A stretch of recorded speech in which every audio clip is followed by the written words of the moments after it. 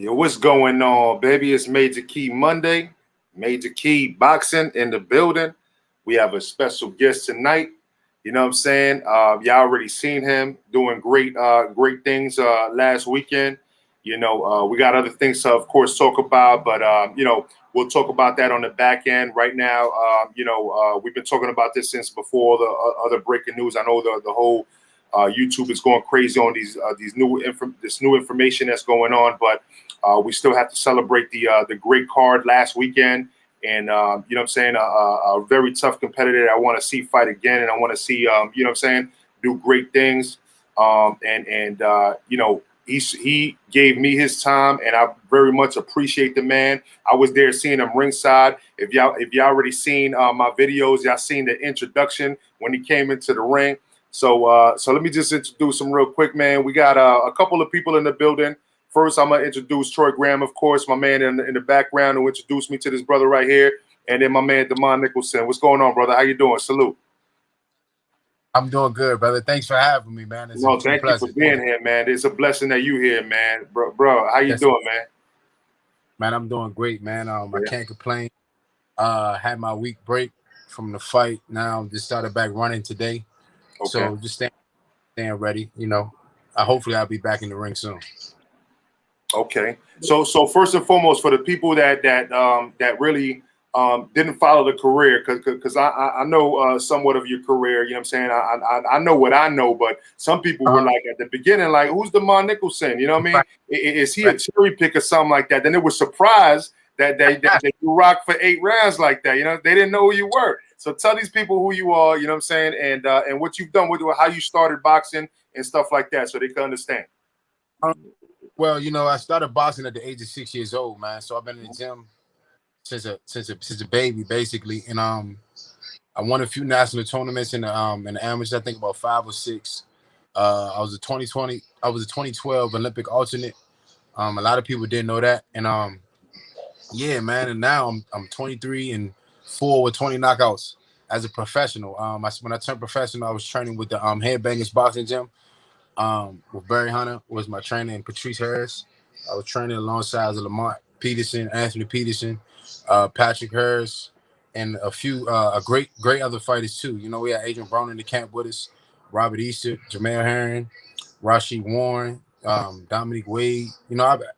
Austin Trout. So wow. I've been in for a long time with killers. So right. Now I train with Upton in Baltimore with my coach Calvin and Coach Kenny.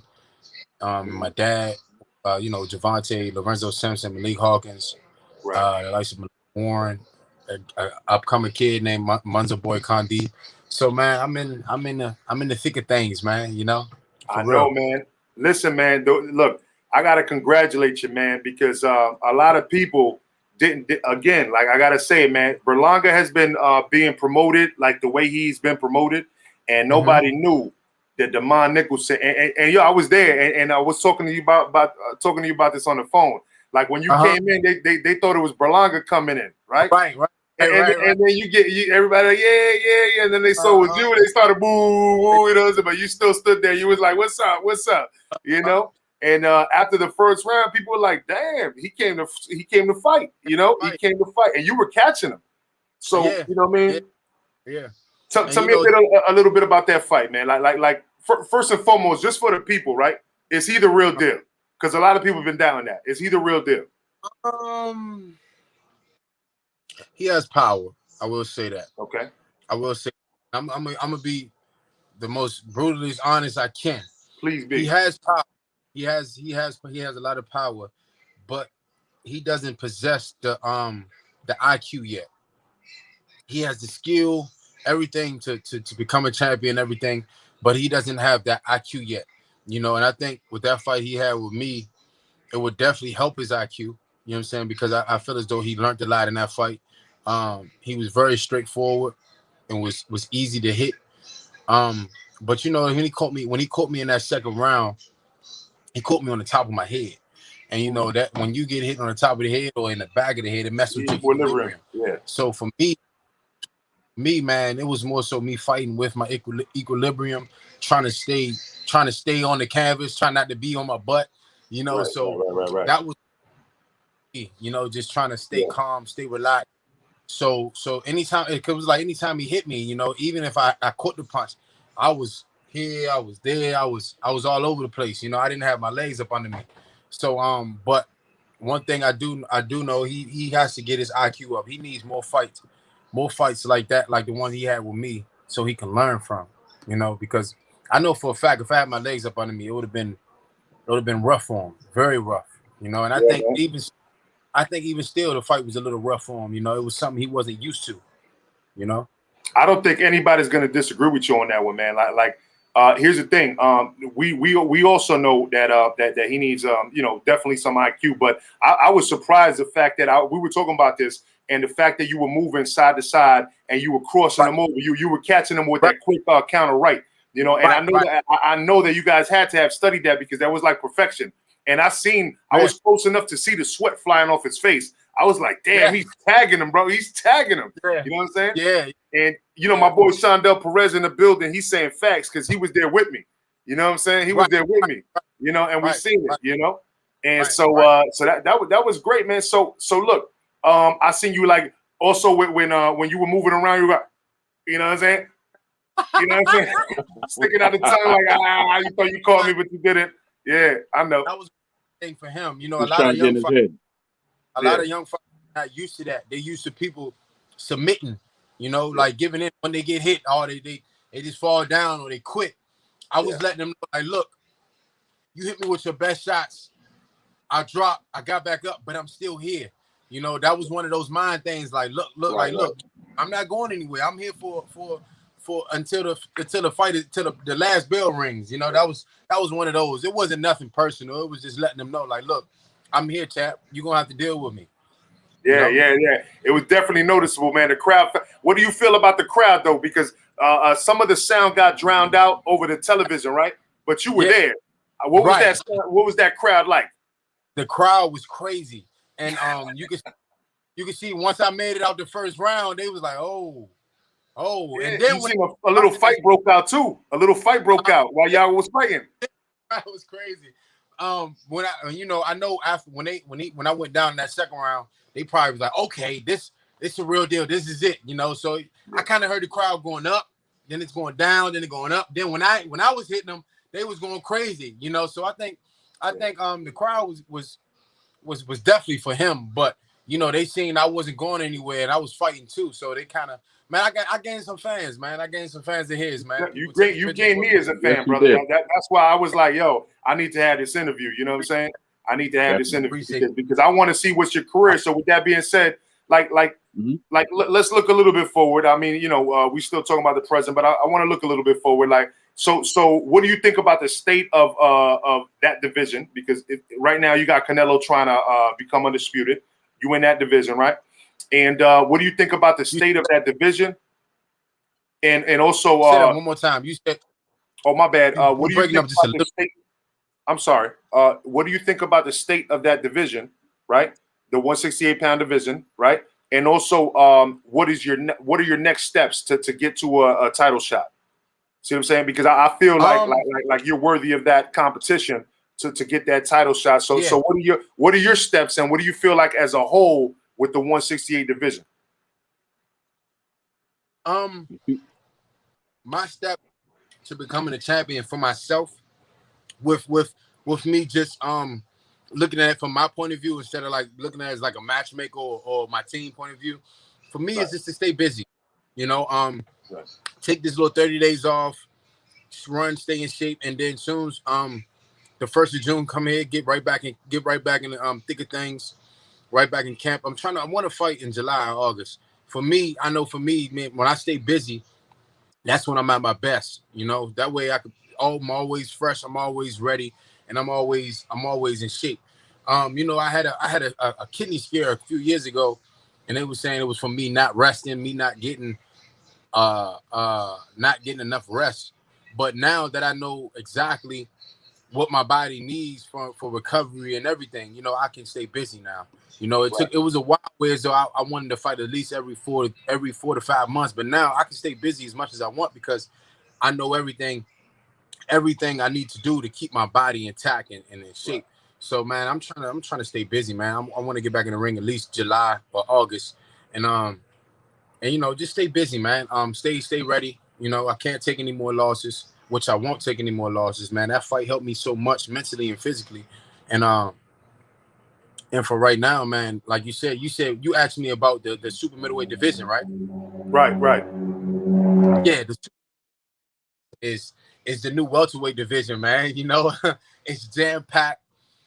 It's a lot of talent, great talent in the division. We have a lot of talent, man. This is the most it has ever been in the super middleweight division, ever.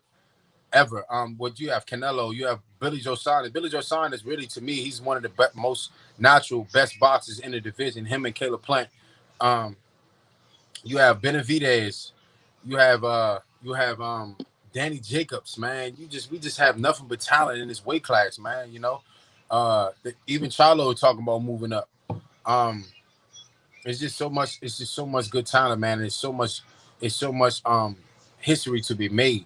And I'm just thankful and hopeful that I could be a part of it. You know, even with the my fight last week, you know, I think I will be a part of it. You know, I think I put on a great show, even though I didn't get the win, but I showed the heart that I have. You know, Yeah, I didn't get to yeah, show my skill just yet, but yeah. Well, yeah, especially man, if you're recovering from a certain custom that what you're used to, as far as like not being able to do that, and now you're able to do that, and it's a little like, you know, you could expand a little bit more. But listen, I right, got right. obviously Troy Graham in the building. I got Guido in the background. Connor Loco also was at the sports. He's in the chat. Salute to the whole chat. A lot of people in here supporting you, man. You know what I'm saying? We got a couple of content creators up in here listening. Yeah. So yo, shout out to everybody here listening. But yo, I was going to say Troy, that go you ahead. gained a lot of fans, you know, based on your Yeah, performance, brother. You gained a lot of fans based on that performance. Because you know facts. Thank what? you. Yeah, because you know what? You know, like I told Brother Glenn, you know, I actually knew who you were already, right? Yeah, yeah. I actually knew who you were already. And then I saw the performance. I said, I'm gonna use my. I'm gonna find out. I'm gonna find out how I can get this brother, and I'm definitely gonna reach out to the brother. And just yeah, I definitely. appreciate that. Yeah, you know, you got a bright future, man. Because number one, you know, take away the skill part of the, you know, boxing. You got that heart. You have the heart. You have the personality. And I'm sitting here being quiet, and you Uh-huh. definitely have the intelligence. You definitely have the intelligence for the sport. So I can see you doing some big things in there, man. And if it's, and I think you told me the name of your coach, right? Yeah. Who's your Say, coach say it again? again. The name of Yeah. Uh-huh. Who's your coach again? Did you hear my me? coach is my dad, Will Coach Calvin. Okay, Coach Calvin. Yeah. Yeah. Yeah, So you definitely got you got all that love and foundation and knowledge around you. You're gonna go far, man. You're definitely gonna go far. So I can see you taking on the big dogs in the next 2 to 3 years, man, and doing some work in there. yeah, definitely, definitely, definitely, definitely. It's just about staying patient and staying ready. Hmm. Can y'all hear me? Y'all can hear me? Yes, sir. Yes, sir. My bad, my bad. I was on mute. I was saying Oh, okay. facts, I'm facts. sorry. It was just. Yeah, no, that's my fault. But Oh, you know what I'm saying? okay. But listen, no. As far as the coaching thing, man, whoever's in your corner, I'm gonna tell you right now, man, you had a great game plan, man. Like you shocked a lot of people. You know what I'm saying? Like you did what you had to do. Like you said, you had a couple of missteps. You got caught. That's fine. You know, that's what boxing is about, especially when it's power puncher versus power puncher. And you're no slouch yourself. If anybody doesn't know, he was Mhm. 24 with 24 wins with 20 knockouts. So that means almost all of his wins were by knockout. You know what I mean? Yeah. That's a pretty big ratio right there. So Right. and I seen it. I seen you was tagging him. So from close range. So that was a great fight. Yeah. At the end of the day, Yeah. I hate to switch it to this, man, but well, before we get to that, man, because it just seems to drown a lot of people out when we start to get to that. So forget about that, man. Look, when it comes down to it, as far as your future, you already know where I'm going with this. I was talking to you about it earlier, man. Like, it's just a sad thing, man. I'll talk about it at the end, man. But before I let people in and ask questions, so you spoke about the future? What's the state of boxing overall? Do you think that the right people are not fighting the right people at this point? Do you feel like a lot of people ducking people are trying to be like be under the Floyd legacy type of thing and not actually doing it? You know what I mean? Like let's be honest about it. You know, the crazy thing about that is I don't think it's more so the fighters. I don't think so. You know, being as though I'm a fighter and I'm in the business part of it, I don't think it's more so the fighters. I think it's more so the promoter or the manager or the team, you know, trying to get on the business side of it, you know. And sometimes and most of it is some of the fighters, you know, they think they should get this amount of money when they're really not worth that amount of money, you know. It's all about how many butts you put in the seat at the end of the day. You know, that at the end, and that's what it's about. You know, how many seats can you fill? You know, how many views can you get? You know, and at the end of the day, you know, when if you say like me, I'm not a title contender yet, but I may draw more fans than a champion. Not to say I do, but I'm just using myself as an example. I may draw than a champion, but do I expect to get paid more than a champion? No, I don't, because the simple fact, out of respect. You know, out of respect, he's a champion. He should get more money. He should, if it's not going to be 50-50, he can get 60-40 or 70-30. You know, you got to play your role. You know, you got to know where you stand in the sport of boxing. And a lot of people, I think they don't understand that. They want 5 to 10 million when they're only worth 2. Right. And then the sanctioning bodies are involved with the promoters. So if there's no belt being sanctioned, right, then all of a sudden, you know, there's no percentage being given out. What's the point for the promoter? Exactly. So a lot of it, man, is the business side, man. You know, and it's sad. It's sad, but at the end of the day, you know, boxing is a business. But sometimes you're like, come on, man, we fighters, man. You know, get the people what they want to see. You know, you're gonna make money at the end of the day. You know, but a lot of times, man, it's the business part, man. And some of these fighters don't want to fight either. You know, some of these fighters just don't want to fight either. They don't want to take that risk. You know, like for me, I'm not saying Terrence Crawford is ducking nobody, but why not fight Sean Porter? You know, if you can't fight Earl, why not fight Sean Porter? That's a great fight to me. You know, that's something I would love. I would pay pay-per-view to watch Sean Porter and Terrence Crawford fight. You know, that wouldn't be a problem. I would come out my pocket for that. I would do the same thing. I don't get it, bro. Like, did you know? Listen, man, I paid for every single Cotto, Mayweather, and Pacquiao fight that ever was on pay-per-view. Yeah. Since 2007, I paid every single pay-per-view that came out of any of them dudes right there. Yeah. You know what I mean? And I just don't understand, like why these guys are not putting in the work to get to that level. It's interest, it's public interest. Like nobody, if they're not interested in the fight, you know what I mean? It's like supply and demand. Like, you know, you could spend $30,000 on a timeshare right now if you go to the resort and you let them sell you on that. But as soon as you bought that timeshare, you could go online and probably get it for $1 because people already bought it and they don't want it and they're just trying to get off their maintenance fees. They'll sell you for $1. You know, so people are not thinking, man. Like, you know, and they don't think like that. And the crazy thing is, I didn't think the way I do now until I had my first loss. You know, before I had my first loss, so I wasn't losing. You know, it's boxing. But at the same time, I realized, like, look, a lot of us is getting caught up in that Mayweather syndrome. You know what I'm saying? You got to be undefeated. You got to be undefeated. When we don't realize, look, some of the greatest fighters in the world took losses. You know, it's not about taking a loss. It's just about how you bounce back from it. You know, and until people understand that, man, it's the boxing game, it won't be the same. You know, a lot of people are afraid to lose. Some people were worried about their stock dropping. But look, I just took a loss and stock just went up. You know what I mean? Like, So I'm gonna let oh, my bad, Troy, you had something? Go ahead, bro. Yeah. You know, I was gonna ask you, man. Let's just say you got a rematch with brother like in about a year or so, right? Yeah. How would you fight him differently? What would what would your fight plan be in the second fight? If I fought Edgar Berlanga in a year or whatever, if I fought him again, period, I will box him for 5 rounds straight, just throwing my jab. If the right hand comes, I might throw it. But I will box him for at least 4 to 5 rounds, man. And then from there, step on the gas. Get him comfortable. Get him comfortable. Real comfortable. You kill their body, right? Yeah, let him swing for the fences. You know, touch his body, jab to his body, hand there, hold him, hit him on his hips. And from there, you know, fit from 6th round on, step on the gas. I think if I had about if that was a 10 to 12 round fight, I think I would have had a little bit better chance too. Because that 8th round, I was just like, man, look, I already lost, man. I got to go for it. You know, that's when he caught me round. Yeah, my boy Shondell Perez was at the fight with me. You see what he says right here. It says the heart of a champion, bro. And I appreciate that, brother. Hey, listen, let Guido get in a question here, and I'm gonna drop the link in. But before I let anybody else on besides Guido, I'm gonna ask him 2 more main questions, and then we'll open up for 1 question at a time from the panel. Anybody want to chop it up? You know what I mean? Okay. What's up? And you let me know at any point, Damon. You didn't give me a time frame, so you open up to me. You know, like so. Yeah, you let me know whenever you good, and I'll shut it down for you. You know what I mean? I'm good. All right, brother. Yo, y'all hear me? Yes, sir. I can hear you. Hey, I wanna say salute to Mr. Nicholson, man. That was Thank you. You gave Edgar Berlanga his toughest fight, man. Yeah. And you know what? That's what we needed. You know what I'm saying? Yeah. Right.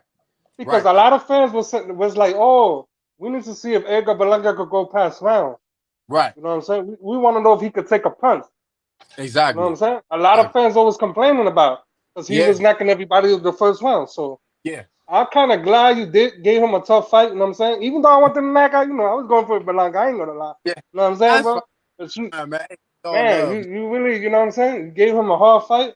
And I'm glad, you know what I mean? It shows that Edgar Berlanga got a lot of work to do, you know? Yeah, thank you, man. And also, I want to ask you this, too. I'm listening. I wanted to ask you this. How you see Edgar Berlanga in the future? You see him become a champion one day, or you see he has a lot of work to go, you know? Be honest, bro. Give me the Buddha honest. I guess I'm gonna be 100% honest with you, man. Right now, do I see him being a champion? Not at this moment. No, not at this moment. I think he needs some more fights. He need a few more fights. He need about a good 2 more years before he even think about fighting for a world title. Because if you think about it, you got guys like Canelo, you got guys like Caleb Plant, you know, Billy Joe Saunders, man. These guys, man, on the elite level. And and I've been in the ring with Caleb Plant, and it was great work with Caleb Plant. I think I showed him a lot and he showed me a lot, but from being in the ring with Berlanga and being hurt at that, he's not ready for that level yet. He's not ready for that level yet. And I'm gonna just be brutally honest, he's not ready for that level yet. He needs some more fights like the one we had. I think he's supposed to be fighting Rosado in June, right? I think that's a great fight for him. I've been bringing that one up. The Gabe Rosado, but I want to know. I'm okay. I've been saying I've been already contemplating who he fights next, but who's Damon Nicholson fighting next? That's what I want to know about. You know what I'm saying? I want to see. I want to see what the trail is for Damon Nicholson as well. Right. You know what I mean? For me, man, I want to fight the guy, Steve Nelson. I called him. I wrote a matchmaker the other day about it. I'm just trying to make that. I want that fight for me now. Steve Nelson. Okay. Yeah. I want this Steve Nelson. Man, I perform better when I got top tier. When I have top tier, competition. Like these guys who don't have the ring IQ and stuff like that, it brings ring IQ down to their level. And I know for me to succeed and really flourish, I need some good bump, So, and I think right now, I think Steve Nelson is the perfect person for me. He doesn't have all the experience and stuff like that, but he has Terrence Crawford in his corner. He has his trainers and all that, So his IQ should be up there with mine, So I'm looking to fight somebody like that, whereas though I can really portray my true talents and get him out of there, What do you think about John Ryder? A lot of Europeans are really big on John Ryder. John Ryder fought a dude that I fought his last fight. My guy. He didn't look bad at all against him, but the fight was boring as hell. The fight was bad boring. John Ryder. Speaking of the one, go ahead. My bad. Go ahead. No, you go ahead, brother. Go ahead. No, I was gonna say, speaking of a 168 division, I wanted to ask you this future fight, if it happens, David Benavidez versus Kane and Plant. What you think about that fight, and break it down? How you see that fight going? That's a good fight. That's a good one, right? That's a great fight. But I watched Benavidez's last fight against Ronald Ellis, and Ronald Ellis in the beginning he had a good jab, and he was looking decent. That was the best I've ever seen Ronald Ellis look. And I think by him having that jab but no footwork, that slowed him down and he wasn't in shape. But one thing about Caleb, he has a good jab, good foot movement. So of course, I would lead more towards Caleb Plant in that fight. But like I said, Benavidez, man, he's a dog, man. You never, man, he's a dog. He keeps coming every single round. But I know for sure that if Caleb fight him, he's going to be in tip top shape. But I'm gonna lean more towards Caleb just because he has the natural boxing skills and the foot movement and a good jab. I think Benavidez has a problem with people who jab. Let me ask you a question, man, because we're about 5 minutes to the half hour, right? And at that point, I'm going to open it up to other questions, right? So let me ask you about this. This is the one that I didn't want to touch on earlier, man. This Verdejo case, man. What's going on with Verdejo, man? What do you think about this, man? What is, bro? What's going on, man? What's going on for real? Man, man, we all have these demons that we fight day to day in and day out, man. With the situation that happened with Verdejo, man, it's just something that you never know, man, what was going on behind closed doors. I feel sick. I feel sick for the young lady and the child that was killed. But at the same time, you got to question like what was going on in your head, man. Like what's wrong? Like what happened? That's something only God can answer. It's something we can't really question. I seen a lot of people saying, he needs the death penalty, he needs this, he needs that. At the end of the day, man, we don't answer. We can't answer to that. Yeah. The only thing we can do is just say a prayer for the man, and try to understand what in the hell was going through his head, man. But we never know what goes on behind closed doors, man. But that's sad, man. That's sad, man. I really felt sad. I heard so many stories on it today. But like I said, when stuff like that happens, you have to question the Lord, man. It's nothing really you can really process. That's something you can't really just process. That's something like, what the hell were you doing? Like that's sick, man. Like it's like one of those things, man. Yeah. It's one of those things, man. It's one of those things where all of us in the boxing community wanted to, like, we didn't really want to accept that at first. We're like, man, something else must have happened. Even though everything's pointing at him, you know what I'm saying? Let the Anderson man. I think you're on mute. You on mute? I'm on mute. Can you hear me? No, I can hear you now. No. You good, you good. I know a family member of his that live here, man. That's the crazy thing about it, But like you said, like when things like that, man, you can't really. I don't know, man. Like I don't know you don't know what was going on in his head. From what I hear, man, it was the young lady was somebody he was just fooling around with. It wasn't his wife or something. Is he married? I think he's married. He's married, man. He's married with a child. Yeah. Yes, sir. He has a daughter. And the wife, here's the bad part. The wife's father happens to be like a drug kingpin in Puerto Rico, man. That's why people were doubting if he even did it. Yeah. So there was wife. Yeah, man. So there was a little bit of doubt, but now everything else, that like the walls just crumbled on top of him, and now it doesn't even look like anything else happened. It was just him, man. You know what I mean? Damn. He killed so he killed his wife. He had a wife. You on mute, baby? No, he didn't kill his wife. I was saying he had a wife. Oh, okay. Yeah, he has a wife right now. Yeah, no. She was a side chick, and he been dealing with her for like 11 years. No, he didn't kill the wife. Right, but the wife, So that's what I mean. Like you never know what was going on, man. Like when you hear things like that, man, you never know, man. It's a sad situation, man. And she seemed like a great dude, man. He seemed like a great dude. And things like that happen, man. You never know what was going on behind closed doors, man. You can't just be like, oh man, this guy, what the hell is wrong with him? I mean, you can say that, but at the same time, you don't know what was going on.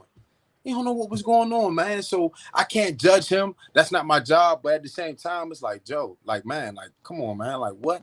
Like, be real with yourself, man. Like, you just messed up your entire life, I got a question for you, brother. Being that you young and you're in the sport and you're making a name for yourself now, how do you avoid all these pitfalls, man? You know, and if you had to send a message out there to like someone that was coming up in the business, you know, what Man, would your message be? thankfully, man, man, God's been on my side. I've had to deal with these type of problems before, man. You know, and I just thank God that I dealt with it at a younger age. You know, when I was 23, 24 years old. You know, having kids, having children. You know, I had to deal with these similar type of situations. You know, so my best bet is for the younger crowd. Look, just stay in the gym. Stay in the gym. Stay focused on your goals and your dreams, man. Don't pay attention to the outside. You know, it's so many distractions, man. There's so many distractions. And for the young men and the young women, for the young men, women are the number one distraction for us. And for the young women, men are the number one distraction for you all. So to avoid that, man, it's just stay in the gym, man. Stay focused. Stay focused. I tell all my young guys that's coming up under me, man, like, look, it's going to be there. You know what I'm saying? You have to understand women are going to be there no matter what. Until when the day you was born, women were here, and the day you die, a woman's going to be here. You know, that's just what we have to understand. And I have to understand also the crowd outside, the people, the cheerleaders, might even be men. You know what I'm saying? The guys you hang with every day might be some cheerleaders. Pay attention, pay close attention to that. You know, and whoever is with you, keep them with you. And whoever is not with you, get them away from you. You know, and that's a must. You know, because I had to deal with these same type of similar situations, man.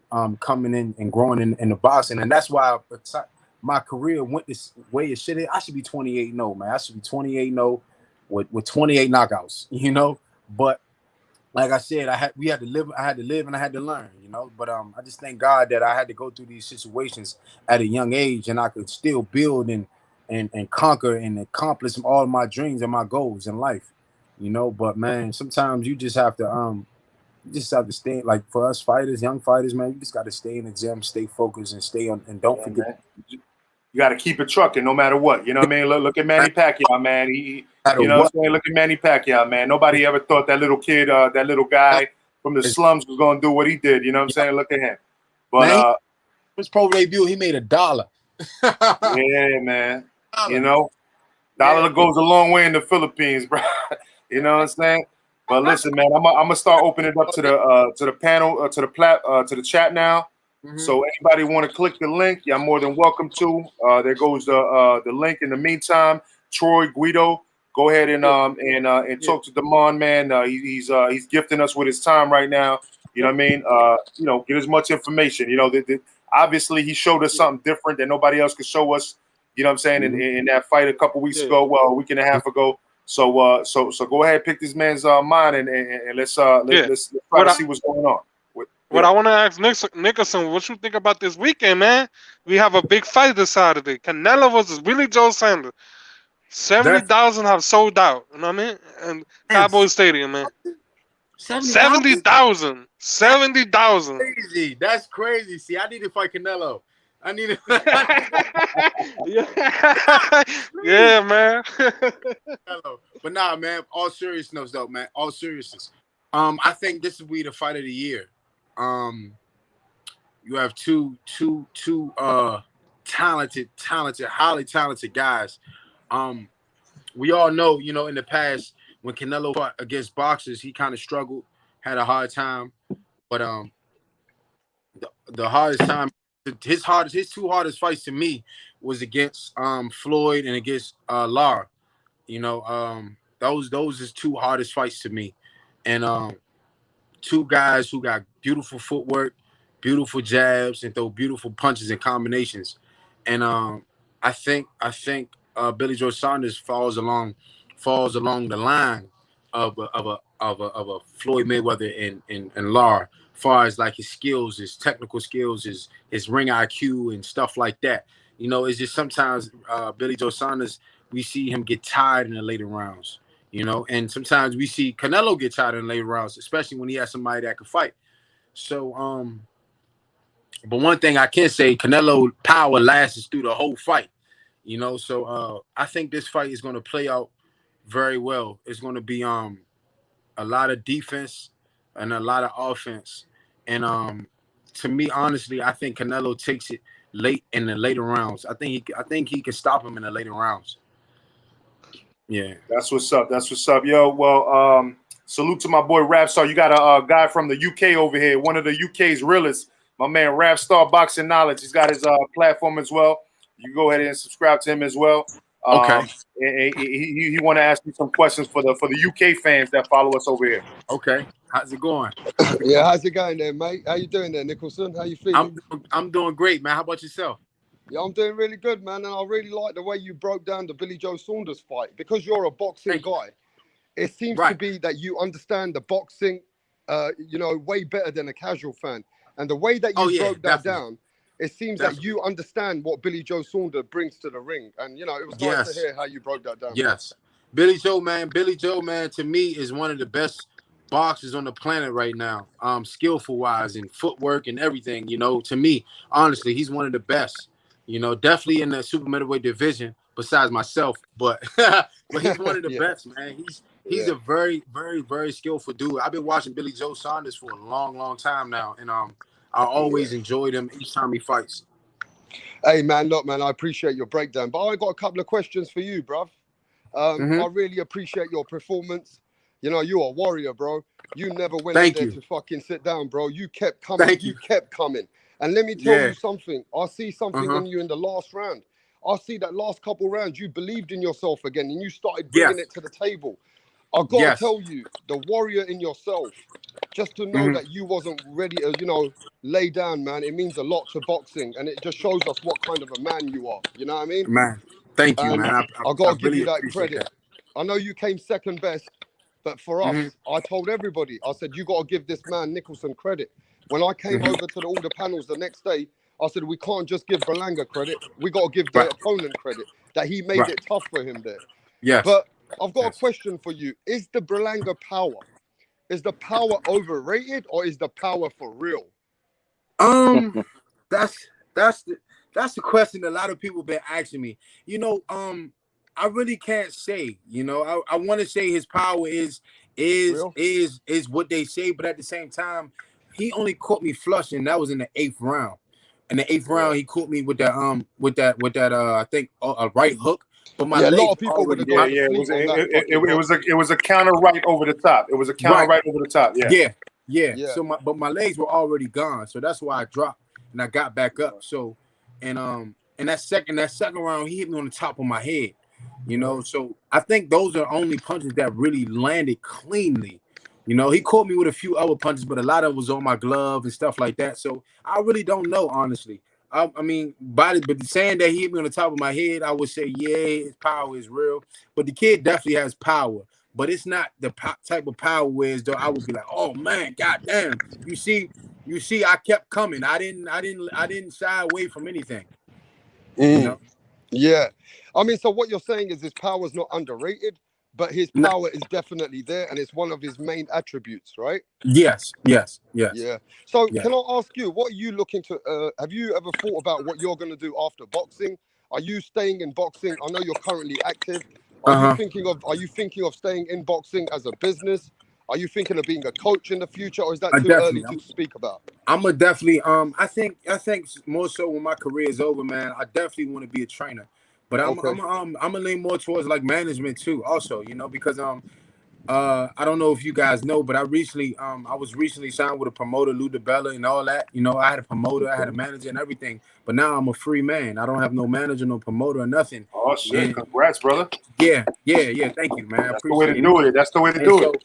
And so, like, I wanna start managing fighters once I get myself together, all the way, and really take care of fighters and really show these fighters how important it is to just really focus on your goals and your dreams. A lot of these managers get these guys and they get them to focus, but they're getting their money also. They're making sure they're eating off of them, and at the end of the day, I'm a fighter, so I know how it feels to want to enjoy the fruits of your labor also. So man, I want to start managing fighters just to put a fighter in a good position, and so he can make some money and live off of his own money. I'm not looking to take anything from anyone, because I will already have my own money by then. I'm just looking to invest in not a fighter, but invest mentally. Mentally help these fighters, mentally help them accomplish their goals so they can make some money and live life. Hey, Thanks, that's man. a, Yo, Yes, sir. I gotta hold hey, on, I got a rap. last I question, gotta Major introduce. Key, and then Hold I'm on, out. I gotta introduce Mr. Sinister and H Money. They both came in as well. What's up, Mr. Um, Senator? How you doing? Yeah. And H Money. You got to mute your phone, rap star. I think there's a little popping in your phone, brother. Yes. Oh, I just want to thank you for coming on Major Key Show, what's going because on, brother? there's people like he reaches out to a broad base. And Right. I'm here in Texas, and I'm getting, to me, I think it's cool that I get to ask an actual boxer that gets into the ring a question. I think it's cool, and it's a good Yeah. experience for me and other people that are around network. Because I know Troy Grizzy, I haven't seen Guido in a while, Okay. and Major What's Key. up, So brother? Salute. yeah. So I just wanted Salute, to, like, when Sinister. you were growing up, how did Mhm. you know that boxing was a thing for you to take your career into? Man, I started boxing at the age of 6 years old. And then I was boxing for about 6 to 7 months. And my dad took my mom and dad took me to see the Ali movie with Will Smith. And man, it's crazy because I never think about it, but now that, like, I've been talking about it a while now, man, when I seen that movie at the age of 7, I was 7 years old. I was already boxing and everything, but when I seen that movie, it was a wrap. It was a wrap for me. It was like, man, look, this is who and what I'm going to be. I'm going to be a boxer. Back then, I was a chubby boy, so I said I'm gonna be the heavyweight champion of the world. Man, I remember that Monday. I went to see the movie on like a Saturday. That Monday, when I went to the gym, man, I was Ali shuffling. I was sparring. I was in the ring. My coach was like, man, what the hell? He said, man, did you take him to see Ali? My dad said, yeah, man. My dad said, yeah, man, I did, man. I was Ali shuffling and everything, man. It was so bad that people was calling me Lil Ali, man. I was 10 years old. That's I was cool. 10 years old. It was like from then, man, from then and there, I just, man, I knew I was going to be a boxer, man. I knew I was going to be somebody in it. Wow, brother. You just made me feel old because I was a grown man when that movie came out. Yeah, me too, Man, bro. I was 7 years You have old, some man. old fans. I was We got some old school fans here, all right? I was a Yeah, that's grown man, but I good. was going to We ask got you. some old fans. So let's Yeah, I H was going to Money. ask you a question. H I was Money. going to ask you a question because you said you wanted to be in management, right? Say Yeah. it again. Right. You said you wanted to get into management. Yeah. Are you talking about? While you still boxing, or are you talking about after you retire from the ring? Like, if it can happen while I'm still boxing, so I can be focused and stuff like that, definitely. But more so like when I retire. But definitely I know it can happen while I'm still boxing. That won't be hard. But at the same time, I like to be 100% focused on my fights, on my career and stuff like that. Sometimes when you got them distractions, man, it could cause a lot of mishaps. No Yes, doubt, no sir. And you doubt. have a good team around you, don't you? Yeah, I know you got a good team around and you. I I have know a because great. because we definitely spoke about your team, and you said you was gonna let us talk to one other person, didn't you? Yeah, but my Well, dad, I couldn't. Only reason why we couldn't because my dad and my coach Calvin and everybody, they just went out to Vegas, man, and training camp with oh, okay, with okay, Javante. okay. It was yesterday too. It was yesterday. Yeah, My dad. It was last minute, so they went out of town, man. They in camp with Javante for his next fight. right. And I know you're in the DMV area, correct? Yeah, yes, sir. Right. I don't know if you want to. I don't know if you want to share with the crowd about the rich history of boxing out there, man. 'Cause I know we had some Man, private conversation about it, but go ahead. man, boxing is crazy because a lot of people don't. I don't think a lot of people realize, but man, the DMV, man, we had a lot of great champions, not just Sugar Ray Leonard. We had a guy named Andrew Maynard. He was a gold medalist in the 1988 Olympics. Shoot, we Yes, had sir. what? We had Keith Holmes, Mark Two Shop Johnson, Winky Wright. Winky Wright, Simon Brown, Oh, um, Daryl Tyson. Man, did I say Mark Two Shop Johnson? Yeah. Yeah, him. William Yeah. Joppy, Sean B. Mitchell. Andrew Council. Man, we had a lot of talent, and that's just the name, the talent in the past. Of course, we had Lamont Peterson, Anthony Peterson, Gary Russell, Right. Jared Hurd, Javante Davis, You know, I can go on and on, man. We got more names too. Lamont Roach. I can name Thomas Williams Jr., even Thomas Williams Sr. He was a up and coming fighter. He fought John Ruiz. Hasim Rahman.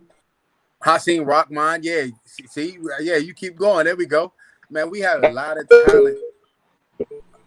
We have a lot of talent from this area, man. A whole lot of talent. It's more. I just can't think of what to talk about here right now. Oh yeah, but God rest his soul. He just passed. His name was Jamal Hinton.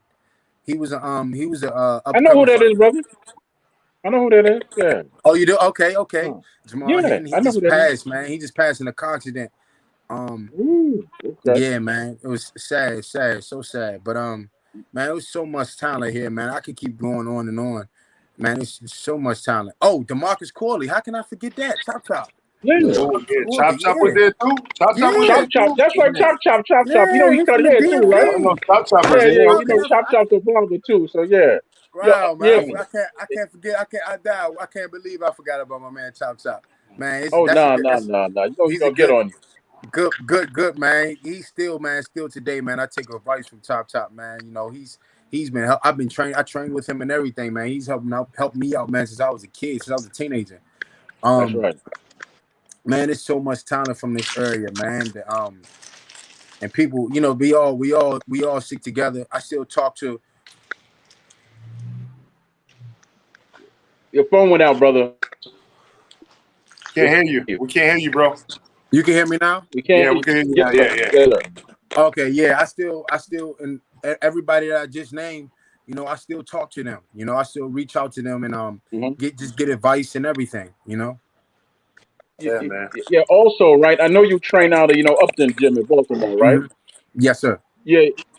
You know who's currently in that gym? You know that everybody would know about. Besides, you got Lorenzo Simpson, Malik Hawkins, a kid named Malik Warren. He's on the up and coming. Another kid named Stacy Selby. He signed with Javante on the Javante promotion. He's going to be on the undercard. And another kid, he's up and coming. Truck still there? Yeah, Truck. Lorenzo Truck Simpson. still there? Yeah, Lorenzo Simpson. Okay. That's Truck. Yeah. Another kid we have up and coming. He's a great fighter. He's on the up and coming. His name is Munza Boy Kondi. His name, we call him Munzo, but Munza Boy Kondi. He's gonna be great. It's gonna be a great fighter up and coming. Damn, we'll have to talk about that one off air right there, man.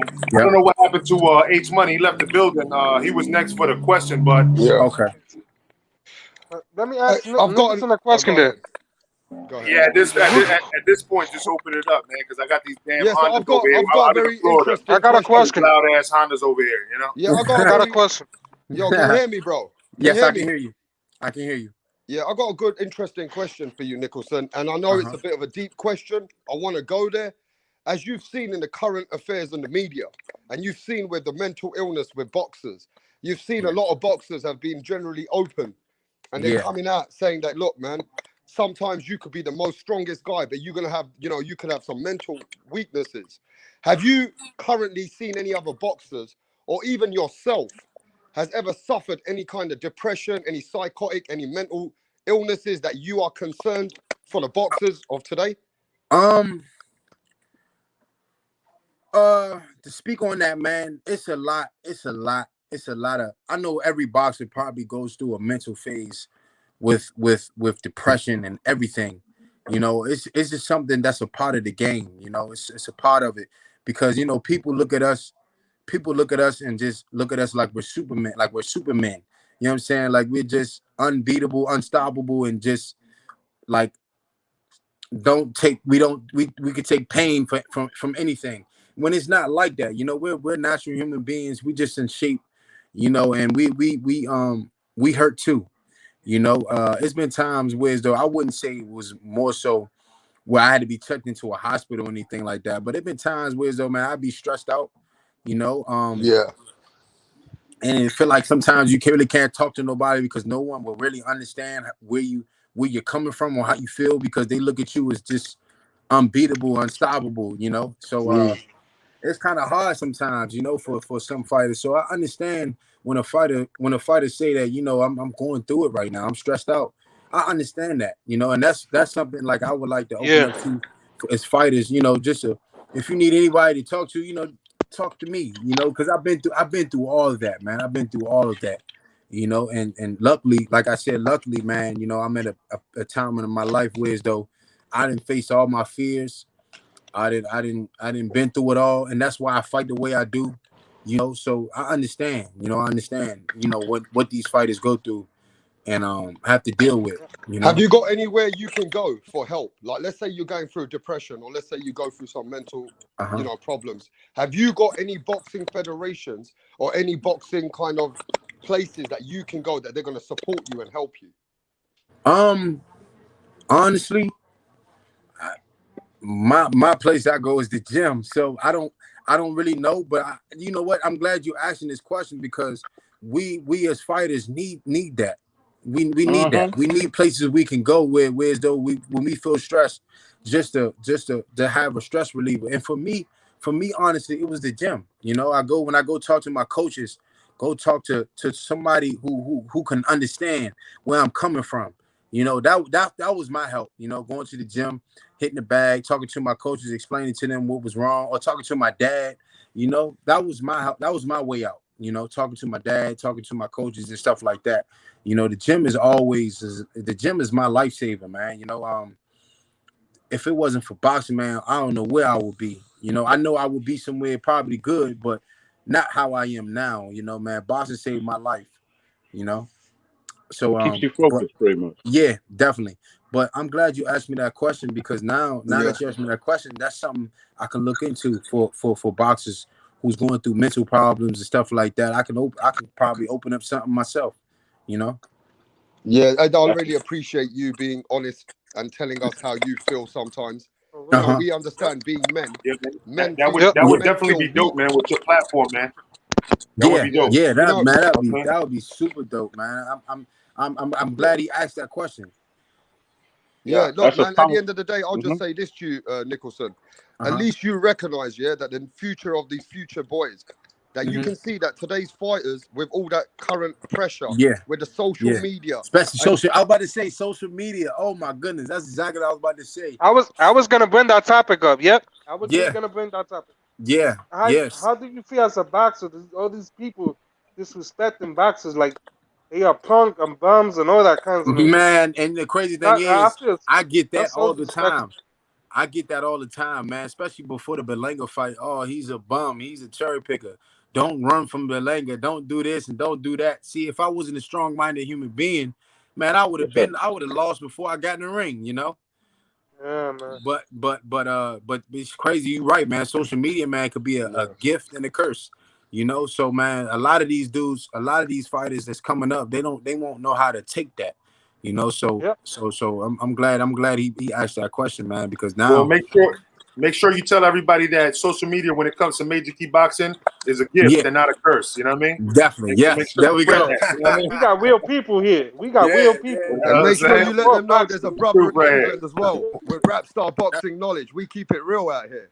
That's right, facts. Right. yeah, Right. yeah, Hey, just my So you last make sure you question tell to you, my everybody. brother. I've got England people which are going to watch this. I've sent this to my friends, Nicholson. We want your opinion on the biggest fight in the world, which is Anthony Joshua versus Tyson Fury. You know, England is going crazy if this fight happens. Now, yeah. we would love your breakdown just for all My, of us guys in England. That my what bro- do you think about that fight and who wins that fight? How do you break it down? okay. I want this. I want a lot of people are going against me, like when I go against, especially when I go against Anthony Joshua.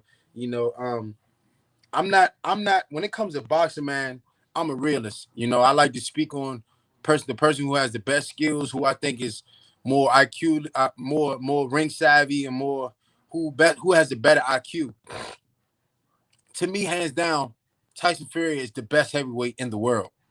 You know, hands down. Like I feel Hey, as though he knows his boxing, bro. nobody is more sharper, more stronger than Tyson Fury. Number one, he's what 6'9". He's 6'9". You know, so he has all the power that he needs just because of his height. And he's light on his feet. He has He throws all his punches correctly. He has good foot movement. He has good head movement. He has everything that it takes to be a great boxer. And he's been boxing since he was a kid, you know. So one, he has the experience over Joshua, and he has the ring IQ of Anthony Joshua. Anthony Joshua hits hard as hell, yes, but I don't think Anthony Joshua possesses the IQ and the talent that Tyson Fury has. I think his only way of beating Tyson Fury is he's going to have to knock him out. Can he knock him out? I don't think so. You know, I think I believe Deontay Wilder is the hardest hitting man in the world right now. He couldn't knock Tyson Fury out. I'm gonna step in here after you're done. I'm gonna step in here after you're done, brother. Go ahead. But with that fight, I just think Tyson Fury outboxes Anthony Joshua and wins a 12-round decision. Hey, we appreciate your breakdown. Yeah, he might knock him out. He might knock him out. Well, actually, I got a comment and a question for you. I know you just stated you wanted to do something for the boxers as far as like their mental health and different. Right? If you could, I tell you what, I'm gonna reach out to you on Saturday, man, because I think I know someone in our area that could probably point you in the right direction to get started with that. All right. I appreciate that. Cool. Now, cool. Now, and this is the question I ask everybody, and I'm glad you're on here because you're a professional, right? Yes. Tell me what all the IQ he has and all that skill he has. We talking about Fury, right? Yeah. Name me the boxers that he's outboxed. I got you, right? I got you. Number one, he outboxed Deontay Wilder. He outboxed Klitschko. That alone, Klitschko beat how many heavyweights for how many years? Yeah, facts. That's facts. How long did Klitschko reign as a heavyweight champion? Man, Troy, stop trolling our guests. You know what I'm saying? Stop trolling our guests, bro. Come on, man. You know what I mean? Look at the brother, man. The brother got enough heart for me. He all right. All right, man, go ahead. This is my way of answering his question. Klitschko ran the heavyweight division for how long? How many people did Deontay Wilder knock out? And that's fact, man. He got a fact, Troy. What you gonna say about that? He got a fact, man. How many people? I'm gonna be honest with you, brother. I'm gonna be honest with you. I'm gonna stay away from one name because, as they can tell you, I can go all night about one name. So I'm gonna stay away from that one name and just focus. Are you talking about one name, Deontay Wilder? Are you talking about that? Yeah. Yeah. Brother, you talking about my man from Cuba, the heavyweight from Cuba, Luis Ortiz. Nah. Huh? Luis Ortiz? You talking about King Kong, yeah, Luis Ortiz. That's what I'm talking about. I'm not talking about Mr. S-Curl, brother. I'm gonna stay away from both of them. But that's another thing. Luis Ortiz is one of the best heavyweight. Is the number 2 best heavyweight in the world. Okay. So to ask you a question, did you see that? You notice I'm changing subject, right? Did you see the fight on Saturday, brother? Did you see the fight on Saturday? Did you see? I seen that fight on Saturday, and you know who I'm talking about. Parker. Parker versus Derek Chisora. Did you see the fight? Oh man, Parker's a lay down, man. He looked terrible against Anthony Joshua, man. He also looked terrible in his last fight. He doesn't really look like. Yeah, he doesn't look like to me like somebody that could could get to the next level and He's regular heavyweights that we've been getting these past 15 years. Yeah, exactly, man. He's got the goods to give us a fight. But then, unless you have somebody that's exciting, that's across the ring from him, you're not going to get an exciting fight. I'll tell you what I look at Parker. I think people like Bone Crusher Smith and all those guys would have beat Parker years ago. Exactly. You see what I'm saying? Yeah, man. Yeah. So Nicholson, how would you fight him, brother? If you had to fight, let's just say you're a heavyweight and you had to fight Parker. What would your game plan be? If I had to fight Parker, heavyweight, man. Yes, sir. I will put my hands up and walk straight to him. I will put my hand up, walk straight to him behind my jab, and go to his body. Yeah, man. Sinister. It Hey, looks like you I want don't to want get to in, change the goalpost, Yeah, but I got to talk. I got to talk about England. Hey, but hold Nicholson, on, can you give me? Rap All Star. right. Just one moment, brother. I You know just you want to brother, thank Rap them Star. and for coming on the show and answering our questions and telling us like it is, man. I appreciate it, man. Thanks. Yeah, Thanks, I appreciate you, Sinister. Sinister, Thanks, Yeah, as Rap Star, for always. letting me on, man. I Rap appreciate Star, I Major Key, appreciate you thank coming you. on, man. So Yeah. Grizzy, Guido, You know good my to brother, see you. bro. All Yeah. right, man. For sure, Peace out. brother. For sure. All right, Sinister. And Hey, Guido. Nicholson, I don't want to change the goalpost. Me being from England, I would love to know your best 3 England fighters of all time. Oh, Prince Nassim, number All one. right. Prince Nassim is my number one. I like the Chris Eubanks Senior. So you big on UK fighters, man. You big on UK fighters. That's what Yeah, I'm yeah. Let noticing. me hear it, bro. Let me hear it. Yeah, Yeah, and, no, but I'm just Nigel noticing Benn. it, though. and my last is Billy Joe Saunders, man. Okay. Nigel Benn, though. He asked about Nigel Benn. Oh, Nigel Benn was like, hey, have y'all seen his son? Yeah, Yeah, Conor Benn. Conor Benn. Yeah. Fight. Yeah. His son can fight. Hey, man, I'm a fan of his sons, man. What was his name? Conor Benn? Yeah, he comes from Conor my Benn. town in England. Yeah, in Epping. He can fight, man. Yeah. I enjoy watching his fights, man. I enjoy it. But my top 3, man, Prince Nassim, Chris Eubanks, and I like Billy Joe Saunders from the UK. But then you got to remember this. There was a guy not in your weight. I think he was in your weight. Joe Calzaghe. Oh yeah. Joe Calzaghe was a beast. You know what's crazy? I didn't Remember know what he did to what's his name? Jeff Lacey. Bernham Hopkins too. Yeah, he punished. I didn't know he was from the UK, man. I did not know that. Yeah. I was young, man. I was a kid. I didn't know he was from the UK though. Yeah. Joe Calzaghe's from Wales, which Joe is Calzaghe, he's a beast. He Yeah. was a beast, man. He definitely is. He in the Hall of Fame? He's not in the Hall of Fame, is he? yeah, he's in the Hall of Fame. Yeah. Hall of Famer, man. What he did to And burn wraps out up. respectful, man.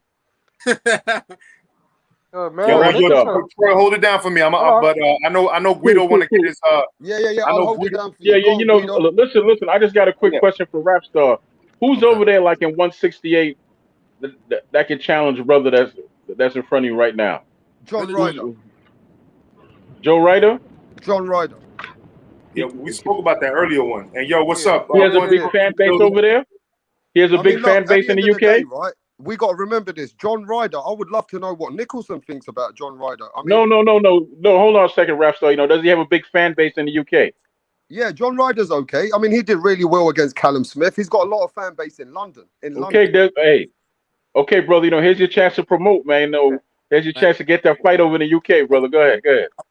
I would love to make that happen with John Ryder. That would be a great fight for me. Yeah. I just seen John Ryder fight one December. That would be a great fight for me, man. I would love to fight John Ryder. I think he would have a lot of problems with me because my height and my footwork. So But you want me to start promoting that on my channel? You sure you're ready for John Ryder? Hey, Rapstar. You know what? Let's not forget. He called out Steve Nelson also. But yo, listen, Guido's trying to get one in, and then Punch Drunk. We gotta welcome let's in. get to Guido, then we get to Punch. Also, a lot of people underestimating your power. I noticed before Balanga, I noticed you had a good punching power in Senate.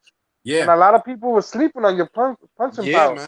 I was like, they gotta be careful. Edgar Balanga gotta be careful with this dude. Man, punching power. You know what I mean? The crazy thing is, in the Belango fight, I really couldn't show him my true power because my legs were gone up under me in the second round. So the punch that I did hit him with, it was just, just my good positioning in my guts, Yeah, man. Those were quick though. Those were quick. Yeah. So Punch Drunk, welcome to the building. After you, H Money comes in. I know this is like the second time he came in. He didn't get a question after. So H Money goes immediately after Punch. Right. Okay, so you back. You don't need me to take over, right? Major Key, you call. No. I want, but this is the order. If you could go ahead and make sure Punch goes next, and then Rapstar goes after him. I'm sorry, not to Rapstar. Punch Drunk goes, and then H Money goes after him. Got it. I got it. Yeah. All right. So yes, we're trying to build this fight with John Ryder, and brother Nicholson, man. How do we go about doing that, Rapstar? Hey, look, we get to that next. Let's get to Punch first, Troy. He's been in the building. Punch, what are you saying, bro? Yo, I don't know where Punch went. Is that you, Yeah, H Money? Punch. Yeah, this H me. Money, what are you saying, bro? What's up, bro? Yo, what up?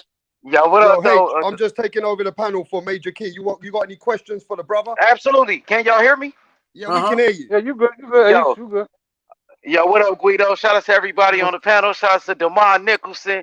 You know, professional fighter, man. You know, taking his time out to talk to the fans, man. We appreciate you, my brother, coming through after a tough fight. You know what I mean? Man, I appreciate you, brother. Thank you. Yeah, and let me just say this. H Money's one of the first guys to say that you actually exposed Berlanga. H Money said that you actually did things that gave H Money that interest in you. Is that right, H? That, man. I appreciate that, brother. Yeah, it took a fighter like Demond Nicholson to get in the ring and expose some of the flaws in Edgar Berlanga. And I was debating brothers last week about that. You came to fight. You actually won. You won rounds in there. I seen Edgar Berlanga run out of gas, and you was taking it right to him. You was hitting him with hard body shots. You was hitting him with combinations. You was going toe to toe with him. And you didn't run. You didn't run from the man. You went toe to toe, stood right in front of him, and went to war with him. Now, my whole thing was this. I heard some people last week after the fight saying you went into survival mode. I said I didn't see him go into survival mode. I seen him go toe to toe with Edgar Berlanga and take his best shots. Yeah, that's what I saw. I never went into survival mode. Not one minute or any round. The only time I went into survival mode was when he dropped me and I got up. I held him. That was the smart thing to do. You know, yeah, that's what you're supposed to do. That's what you're supposed to do as a fighter. So you can survive. And then once you hold and get yourself together, you go back to fighting. Yeah, man. And some people was trying to tell me that you were doing excessive clinching. That wasn't the case. If you were doing that, the referee would have took a point away, and the referee never took a point away from you for holding. So I mean, go ahead. People don't watch Bernard Hopkins, do they? When Bernard Hopkins clenched and hit on the hips. Yeah. That's a smart tactic. That's a smart tactic because it slows them down. Yeah, man. What happened while I was gone, man? Where's Punch at? Did he ask a question? No, I was getting a Punch, but all of a sudden Punch dropped off. Troy was talking, and I went to Punch, and then Punch dropped off. Hey, let me ask this. Oh, okay. All right, no doubt. Let me ask him a quick question, guys. Guido, give me a second, Guido, because I got a few minutes. I just want to highlight them before I head out. Now, Demond, like I said, you went toe-to-toe with one of the so-called hardest punchers in boxing. Now, I looked at your resume. You've been in there with Jesse Hart. So how do you compare Edgar Berlanga's power to Jesse Hart? I'm going to tell you. Who hit harder? This is a perfect question. Let me explain to you this how boxers compare power. So when I fought Jesse Hart, I was just moving up to 168. And when he first hit my gloves. He didn't hit my face. He hit my gloves. And when he hit my gloves, the first thing I said, damn, he hit hard. You know what I'm saying? Like God, man, this dude got power. You know what I mean? That's how I base off his power. But when Berlanga hit me in the second round, he hit me on the top of my head.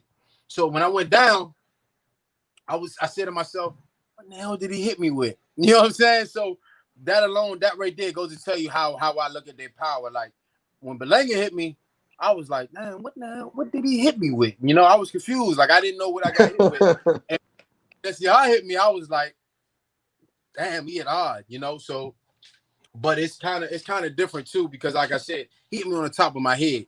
You know, when he and also the most cleanest punch he hit me with was in the 8th round when he dropped me. I wasn't really surprised when he dropped me in the 8th round because my legs were gone already, and I was just like, "Hey, F it," you know. I gotta try to win some way, somehow. Let me just go out here and just fight, you know. So, I think Jesse Hart hits harder than Berlanga, honestly. Okay, thank you. Okay, so now everybody chop that up, make a video about it, because this brother been in the ring with both. He been in the ring with both. Edgar Berlanga, Jesse Hart, and he said Jesse Hart hit harder. So he's been in the ring. He took the punches.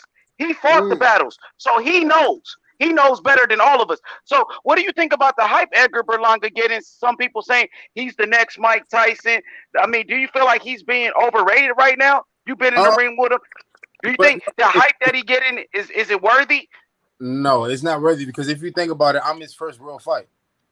Oh, wow. Yes, correct. Did he knock me out? No. That's what I've been telling the guys. That's what I've been telling everybody, man. Appreciate the honesty, brother. And you a warrior, bro. Appreciate the It was honesty. an 8-round fight, though. It wasn't a 12-round fight. You understand? Go ahead. Why is he still going 8 rounders? But he's still in 8 rounders. He's a prospect at 24 years old. Why he ain't doing 10 rounders or 12 rounders like the rest of these They guys? should have gave him a 10-round. Yeah. Hold on, mate. Hold on. Let everybody get you getting hyped, bro. Let everybody ask questions. I came to cook, but hey, thanks for inviting me. Yeah. You know, you invited me so I can do it. That's what I do. Right. When you Hey, invite me, everybody knows Guido had a question, though. There's other people here that want to ask questions. Because H-Money is the same guy that said Edgar Blanc got exposed. Why he got exposed? Because he went past rounds, bro. Come on, man. I mean, You know y'all overhyping him. You don't want us that come with the exposed bullshit. Hey, Ed, he was in a ring with him, not you. So he gave him a good test. He gave him a good test, but I ain't got him get exposed for you to say. Hey, hold up, brother. I'm gone, man. The truth. All right, hold up. I tell you. Wow. We gotta show some respect on the phone. Everybody knows that, man. Right. My bad. I apologize. I apologize, man. I control this. I'm God here. I'm God here. Because a lot of boxers, they go through this shit. Y'all chill out when we got people. I apologize, fellas. You know what I mean? I didn't know. You're good. I mean, to be really honest, though, it's not you. You're our guest. And some people they want to cause things like this on other people's platform when it's not theirs. Right. And we're going to keep control over here. So you know what I mean? Mm-hmm. So that's what's up, man. You go ahead and speak, man. It's all good. Yeah, man. Hey, look, one thing I'm so Guido, you had a question for him? Respect to Major Hold on, Key. Rapstars. I think Guido had something he wanted to say. Hey, let me just say this, Troy. Let me just say this. Respect to Major They Key. keep saying when fighters, let's say like they give a high expectation. Y'all hear me? I don't hear you. Yeah, man. What I'm saying, like Edgar Berlanga, right? A lot of people got a high expectation for him. So when they don't expect what he didn't do, oh, he got exposed. Oh, he got hit. Oh, he got exposed. I don't think it should be like that, man. You know what I mean? You're not gonna knock everybody out, right? Guido, you know where that come from, though?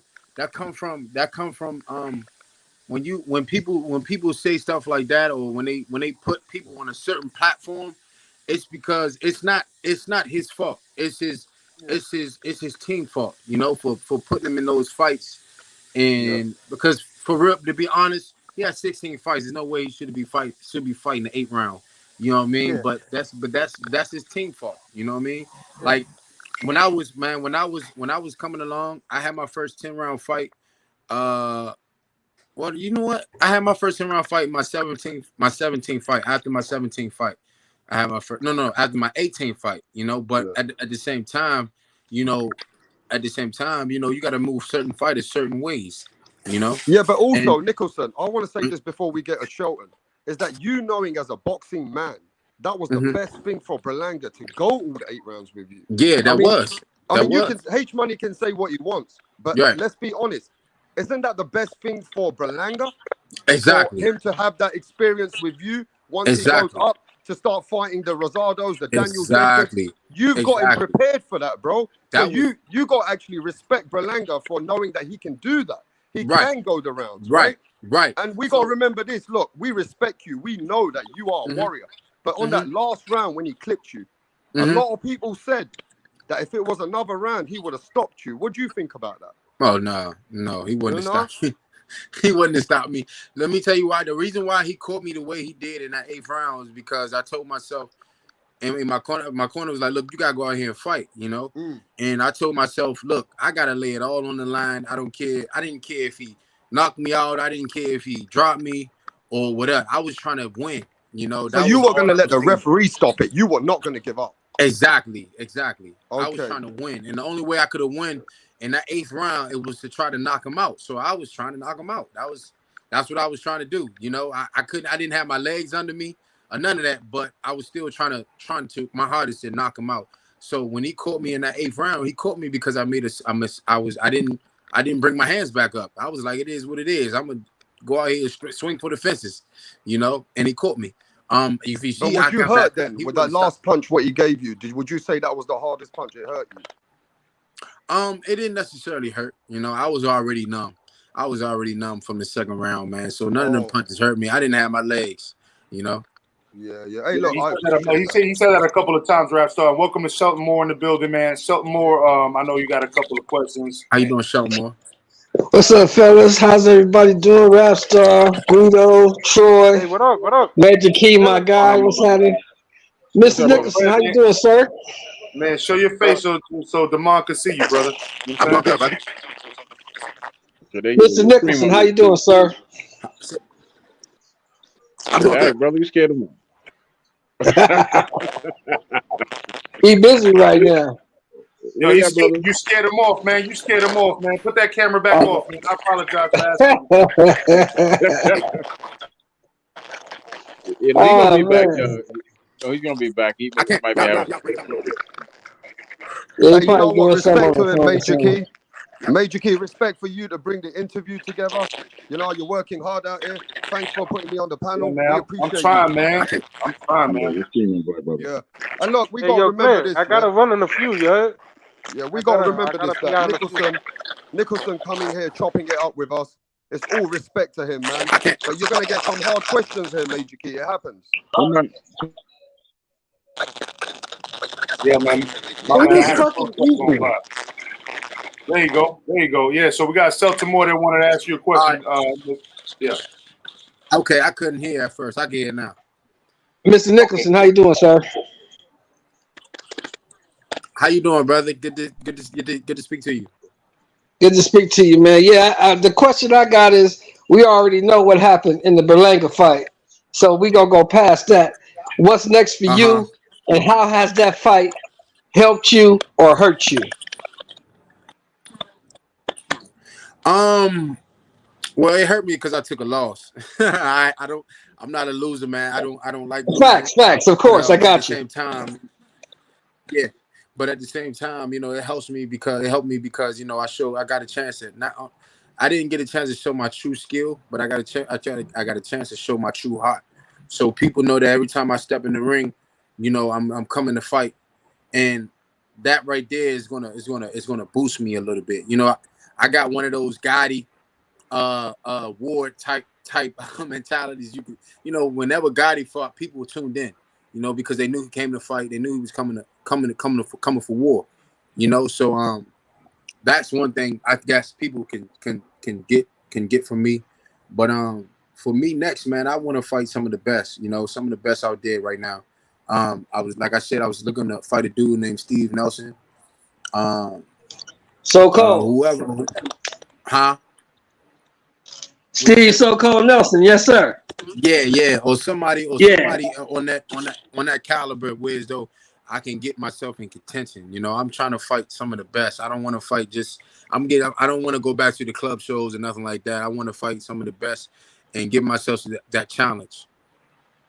Now, second question is, after a fight like the Berlanga fight, how long do you have to take off? How long does the commission say you have to take off for? They told me for 30 days I can't go back in the boxing gym. So I've just been running, staying in shape, shadow boxing, and stuff like that. But I'm gonna be ready to fight again in July. And your management team, have they gotten any calls? Have they tried to line anything up, or are you still just trying to line up a fight?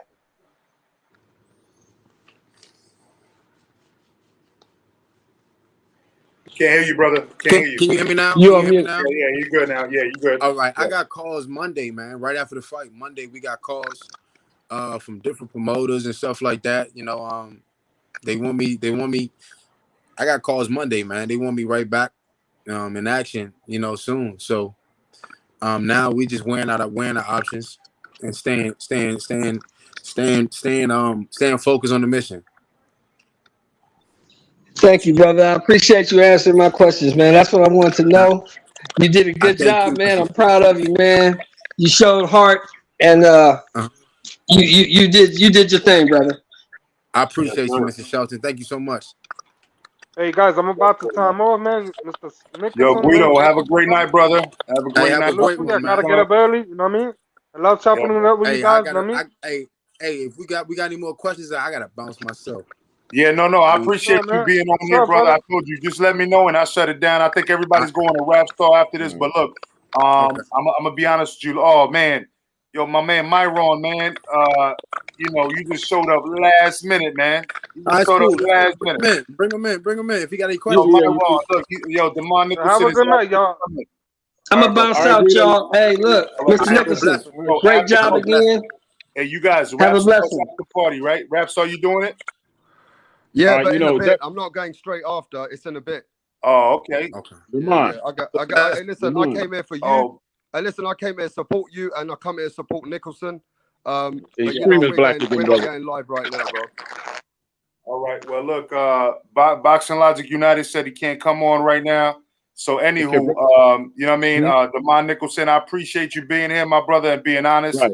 Everybody asked you a direct question. You know what I'm saying?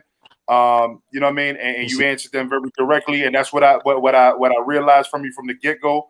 You was a true dude, and I knew you was going to do that. So I appreciate that, man. We're going to stay in touch, and I can't wait to hear who you fighting next. You know what I mean? Hey, I appreciate you, brother. Thank you so much, man. Yeah, no doubt, you know, you, man. You have a good night. Yes, I was going to tell you that you always have a home here, you know, at Major Keys Boxing. So anytime you got a fight man. or something. Like we said the other day, man, anytime, you know, I got to announce a fight or something, I'm going to be on here for sure, man. Definitely. Thank you. I enjoyed myself, man. Thank you, guys. Yeah. Also, brother, you know, you left out something. Boxing Logic United did show up. After he said no, he showed up. Why you fronting, Myron? Man, why you so blurry? Why you so blurry? Yeah, you look blurry. Hey, man, you ain't Jesus. Hey. No, I came to say something real. You know, if something's wrong, I dropped my phone in the goddamn. Hey, next time. Shit. I sent you the link, right, Myron?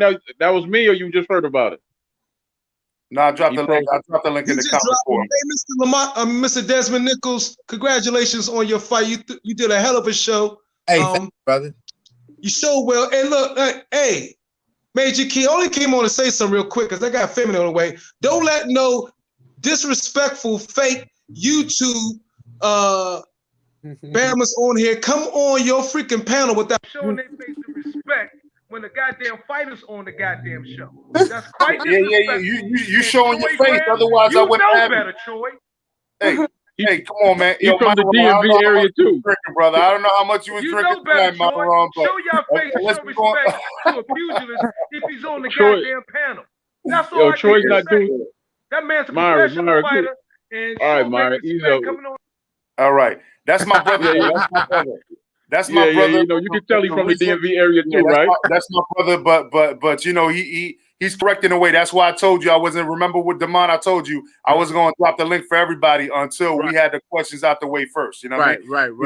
There are people that just want to be heard on YouTube, and we already know how it is. You know what I'm saying? Myron's not one of them, but apparently he didn't know that we talked about that already in the background, and we already know. Right. You know what I mean? It is what it is, man. But much respect to you, brother. You go handle your business, man. I appreciate you coming on, and I'm gonna continue the platform here for a little bit until Rap Star decides to go live. All right, that's right, it, man. And I'm gonna call you real quick. And I'm gonna call you real quick. It's something I want to talk to you about. All right. All right, that's a bet. That's a bet. All right, then. All right, Glenn, man. Thank you, man. I'll give you a call after I'm done talking to brother. All right. Absolutely. All right. Yeah. Peace to y'all, man. All right. Thank you. All right.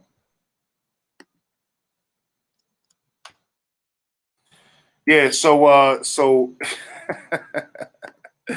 it is what it is, man. I want to continue the show so anybody could click that link. But listen, man, y'all not gonna pop up here, even if y'all trying to defend saying nobody else should be jumping on to a live stream while I have a guest, and you're still interrupting the live stream while I have a guest.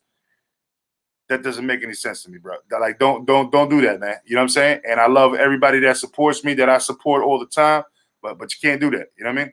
So it is what it is. You know what I mean? But anybody could click the link and come back right back on, man. We can chop it up. You want to get something off your chest with me? Come through. You know what I'm saying? It's your boy Major Key all day long. Major Key Mondays, man, is going to stay here. It's going to be a footprint in society. In China, little kids are going to be like, Major Key Monday? That's right, little boy. Major Key Monday. You know what I'm saying? in the Sentinel Islands, they're going to say, kill, eat. Major Key Monday? You know what I'm saying? That's what's going to be. We're going to be a footprint. I mean, every single Monday, 9:30, man. It's starting off small right now, but it's going to be what it's going to be. That's it. 9:30 p.m. Eastern Standard Time every motherfucking Monday. You know what I'm saying? So, okay, we got my boy Rap Star back in the building. You know what I mean? Yo, man, what the fuck Yo, are you guys Myron, jump back on, man. Don't be like that, bro. Don't be like that, Myron. You know what I'm saying? Hey, listen. You know, you always got great shows. You always throw me on, but bro, you came on like, you know, talking about somebody that was already gone, man. Like you could have asked him a question. He said jump on. He wanted to talk to you. You know what I mean? So hey, yo, jump back on anything. But Rap Star, what's up, brother? Hey, no, man, I'm not going live, bro. I'm just coming there for your show today. We'll be going So live you tomorrow. told me you was going live. No, we're not going live today, bro. We're going to be cooking something later. All right, well, fuck it. We're going to be cooking something later. But look, man, you're doing a great job, man. I come to support your channel today. I see you cooking it with the boxers. Listen, bro, it's 4 o'clock in the morning out here, bro. Oh, okay. You know what I mean? Some people are not fucking up and kicking. We're just, you know, different times, different places. You know what I'm saying? Yeah. But just to see Nicholson come in and chop it up, man, that was nice. Just to get his view. I mean, he gives Billy Joe Saunders more of a chance than most of the fans out here, you know? Yeah. Especially No, I noticed in he's America. a UK fan, man. I was surprised by that, but you know what I'm saying? Yo, some people are, you know what I'm saying? Like some people are, like, you know, and I'm not mad at that. Yeah, for sure. But look, man, at the end of the day, have we got any updates on the Felix Verdejo situation out there in America? Or is it just he's charged for the murder, or we just got to wait for more reports to come on that? Is that what it is? Say that again? I said on the Felix Verdejo situation, it just simply means that he's been charged at the moment, and we're just waiting for more details. Anything else come out since I last spoke to you? Just the video of somebody walking on a bridge, like it's just like, I don't know, man. It looks like everything is pointing at him, man. And if it's not pointing at him, it had to be somebody close. You know what I mean? And he was still involved no matter what. There's no way that he didn't know about it if the lady was communicating with him on his phone to get over there. You know what I mean? And to meet with him about it. So he knew she was going over there. They were going to meet. That was that. You know what I mean? So regardless, he knew that they were going to meet. And he didn't come out and say, hey, she never met with me. When the mother called Thursday morning, he never said, hey, I know. He said, no, I don't know. So how are you going to say, I don't know? And when she was communicating with you since from 7 to 9 a.m. You know what I mean? Doesn't make any sense, bro. It just looks bad on him altogether, bro. Yeah, but you know one thing I don't understand I'm disconnected from Verdejo right now. I'm disconnected from that whole shit, bro. Fuck Verdejo. I'm gonna say that shit straight up. I don't condone no bullshit like that. Fuck Verdejo. I hope the island takes care of him, bro. I'm not gonna say death penalty or this and this and that. I just say release him to the criminals of the island so they could take care of him and show him what type of code he broke. That's it, man. Let them. Yeah, but would it be fair to say, right, after what we read and we've seen all the reports, that Felix Verdejo didn't just think like an athlete? It feels like he had some kind of a gangster way or crazy ways of thinking, going to purchase some syringes, going and trying to overkill someone, shooting the body. You can see that that's kind of some kind of shit that people do from the hood, or people do which are like gangster connected, crazy connections, which are just out there to overkill people, which don't have no remorse. So, you know what I mean? The actions what have been taken, it's not an action from a boxer or an athlete point of view. It seems like actions have been taken from a man who has influence in society with the streets, if that makes any sense to you, bro. Yeah. Yeah, man. Look, man, there's a lot of things that people don't realize. Just like if I'm not from Italy, I can't tell you about Italy. If you're not from Puerto Rico, you know what I'm saying? Like, don't expect to understand Puerto Rico. You know what I'm saying? Look at that dude that got burned up, in February. He went out there. He went to La Perla, which we talk about all the time. It's a very. I mean, there's a lot of hoods in Puerto Rico, but this is probably one of the worst ones. You don't want to go to that hood, and if you're not known from there, this is generation upon generation that run that hood. There's only one way in, one way out, which is the same way you came in. And at the moment you go in there, if you're not recognized, everybody knows that you're not recognized. Everybody knows that you're not from there. They'll wait for you to go to a specific area where you can't turn around, where you can't get away. without you being questioned. And then even a 6-year-old will pull out a gun on you. You know what I'm saying?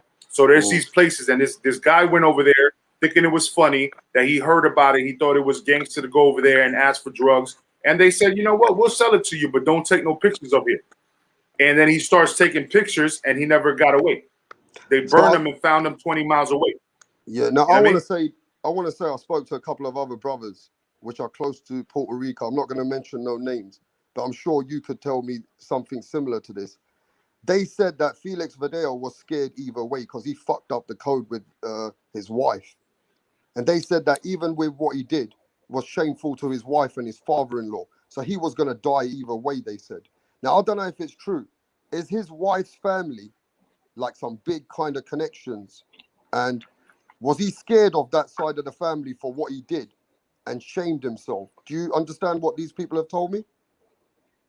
Well, I don't know about the shaming part because that has to do with feelings. I don't know how people felt, but what is reported is that his wife's father is some big drug kingpin over there. You know what I'm saying? Yeah. And I can't accurately state that. I'm just telling you what multiple people have told me, that it is facts that, and over there's 2 really big ass areas. You got your little hustlers here and there, but there's been a power struggle ever since there was one major guy there that got locked up. This one major guy had everybody separated, kind of like the mafia, where it was like different sections and everybody respected each other because they respected him. And it was like, you can't take on over nobody's territory because I'm the one in charge and I manage all of this, but I give you guys these areas, right? It got to the point where he got locked up and then all out war started happening. People were dying every day, And so it got to a point where it just broke down to 2 different players. And now those 2 different main players, one were trying to protect Verdejo, and one side was trying to get at Verdejo. So now you got this conflict. You see what I'm saying? And it's in jail, it's out of jail. It doesn't matter where you're at. If you're in Puerto Rico, you have that conflict of one side wanting to protect him and one side wanting to kill him. That's it. And this is what some people told me. They said, Rapstar, don't you think with the money that Felix Verdejo had, he would have gone on the run? He would have gone missing. The reason why he's not on the run is because he's scared for his life. He said the other fucking people in his wife's family would have killed him anyway. So he said the reason why he's gone in jail, he's more safe with fucking in jail with the FBI than what he is on the street right now. Now, I don't know if that could be true, but in Puerto Rico, we know, like you said, his wife's family are drug kingpins. Maybe with what he did, he would have got fucked over anyway. He would have got killed even if he was on the street. So maybe those guys are right, that he was better off going and handing himself in. Because either way, he fucked himself. You know what I mean? And he did something evil, which is going to get him anyway. God's going to fucking punish him. But he was actually, the reason why he's not on the run is because he was scared for his life anyway. On the street, they said. That's one way to view it. That's one way to view it. You know what I'm saying? From what I'm understanding about sources now, which I didn't know yesterday, is that there were already charges put against him. So perhaps he talked to his lawyers, and then they wanted him, to come in. Anyway, they were going to go arrest him, but then so he came in and pretty much turned himself in. But there's so many still so many variables up. Like the witness, his wife had already went and spoken to people, to the FBI or whatever, or to the cops or whatever. Not to get technical, because people got, well, they didn't talk to the FBI, they talked to the cops, because I know. You know what I'm saying? So I'm just not to be technical. They talked to some authority, you know what I'm saying? And there's just a lot of things still in question. And all I'm gonna say, man, look, it's not looking good for him. I at this point, I'm gonna side on the fact that I believe he did it, but I'm not gonna crucify the guy yet. But I still, I'm getting that feeling that he's a piece of shit, and I'm not fucking with him, because I said to the people that I know, the moment he gets arrested, I'm gonna believe that he's fucking guilty, and fuck him. You know what I'm saying? Because Puerto Rico doesn't even operate like that, where you just get arrested like that quickly. That's how dumb it happened. It was so fucking dumb. And then for this girl, and some people were saying, like, this fucking Johnny retard motherfucker talking about that girl deserved it. How the fuck did the girl deserve it? Even if, you know what I'm saying, she was in a relationship with a married man, she was in a relationship with him for 11 years and his wife knew about it. So maybe that was a crush, the love of her life. You know what I'm saying? She even said, it doesn't even matter you know, if you don't want, I'm not trying to mess up your life. I want to raise the baby by myself. Her family was happy. That's it. That was the love of her life. You know what I'm saying? So that's some real scumbag shit to do, man. I hope that they eat them alive over there, man. I hope they eat them alive, bro. Straight up. Yeah, I mean, I don't know right now. I don't want to make any statements. I need the facts to come out. I'm making a statement, bro. Fuck it. I've been holding this shit but in we need since the Friday. facts to come out. Fuck Verdejo. Fuck Verdejo. Fucking bitch ass motherfucker, man. No, I hear what you're saying. If he's done it, he deserves everything. He shouldn't be. I don't give a breathing. Fuck. Right now, that's the way I feel. One second. I can't hear you. No, bro. fuck Verdejo. Rap star. Say fuck Verdejo with me. Yeah, of course. You know what? Fuck Verdejo. Fuck all of these motherfuckers. Thank you. That's keep that energy with me, bro. Put into a fucking chamber. But look, what I'm man. saying to you is this: with what these other brothers are telling me and what you're saying in Puerto Rico, they're saying that even if he's been in a situation where he's done something and he's already in connections with his wife, father-in-laws are big gangsters anyway, that he actually could be set up. We don't know it. Now, I'm saying to these guys, you ain't got no proof that you're telling me this, right? But they said to me, right, Rapstar, why the fuck isn't Felix Verdejo with all that money he's got? He goes, don't you know with that kind of money, he can go missing. He could have gone missing for a bit. He goes, why is he handed himself straight in? Now, I understand that the man saying that, look, on the street, he would have got killed anyway. You get what I'm saying? But we need to know who this other person is. Maybe we will find out how that person played their role in the murder, right? We'll find out how this evil fucking thing got taken place. But what we got to recognize, Major Key, is that this guy, the way that he was acting, it just doesn't seem like an athlete. It doesn't seem like a boxer who was anywhere content with his life. You know what I'm saying? He's acting in a way, bro, which is like a street thug would do or crazy motherfucker would do. You get what I'm saying? He's been involved. Yeah, you're right. And that's what he's been involved with. And that's why it's such a question for a lot of people. It's because, you know what I'm saying, a lot of people, you know, feel like there can be another angle, right? And I understand where they're coming from, and I acknowledge that, right? You know, it's like germs, you know, 99.9%. You know, I've had a baby, you know, impregnated a woman with while she was on birth control. So I understand the 90% shit. You know what I'm saying? You know, there is a possibility. There's always a motherfucking possibility. But however, this does not look good, man. And the probability is against them. You know? Yeah, man. And listen, you know, people ask me on the chat about this Johnny Boy situation, bro. I don't want to talk about this scumbag. You know, you're talking about a guy who's made fucking statements, yeah, that are disgusting. You know what I'm saying? This guy shouldn't be allowed online anymore. He shouldn't be allowed to have a voice on the internet, bro. I mean, you're talking about man, there's no way. No, it was a replay. It was a replay. It was a replay. It was what Coco Tyler put up because you know what I'm saying. I started watching their shit after Johnny Boy really fucked up because I knew they were gonna go in on him. So I started watching this shit again, and it was Coco Tyler that put it up. But it's a recording of his old video, what he said when everybody else cut him off. You know what I'm saying? So it's not new, but it's for people that didn't see it before. You know what I mean? Yeah, man, it's hard to comment on that, bro. You're gonna start saying stuff on the internet that you don't want, you know what I mean? And right now, like I said, there's no way to relate to a fucking person who's made fucking comments like that, bro. Yeah. You know what I mean? You should be sectioned off, put him in a fucking straitjacket, and go get some fucking mental help. Because right now, there's nothing good coming out of my mouth if I carry on talking about this guy. It's gonna be bad. Yeah, man. So Mark Nash showed up, and I'm telling them right now because I agree with Dimitar, though. By the way, you know, I understand what you're trying to say, but Mark Nash is talking about what I missed, bro. I'm gonna say, you know what I'm saying? Get your ass up here and find out because you missed the whole damn interview. So anywho, what's called a Dimitar? You're. I get what you're saying, and I want to be like that too, man. I really want to think that, but I have to think with my mind and not with my heart. You know what I'm saying? The way investigators are thinking. They're thinking with their minds, not with their hearts. We have to be, you know what I'm saying, objective. You know what I mean? Yeah, but hey, let me ask you a question as a man. You must be mentally brain damaged, right? or mentally sick that you're going to leave away your wife and your child that you already have to go and kill a woman who's got your kid in her stomach? You must be so fucking crazy. There's got to be something so fucking far gone wrong with you, bro. I mean, I just can't relate with that situation. You know what I'm saying? Yeah. Yeah, man. Hold on. We got another brother in the building. Shelton Moore back in the stream. What's going on, brother? Oh, yo.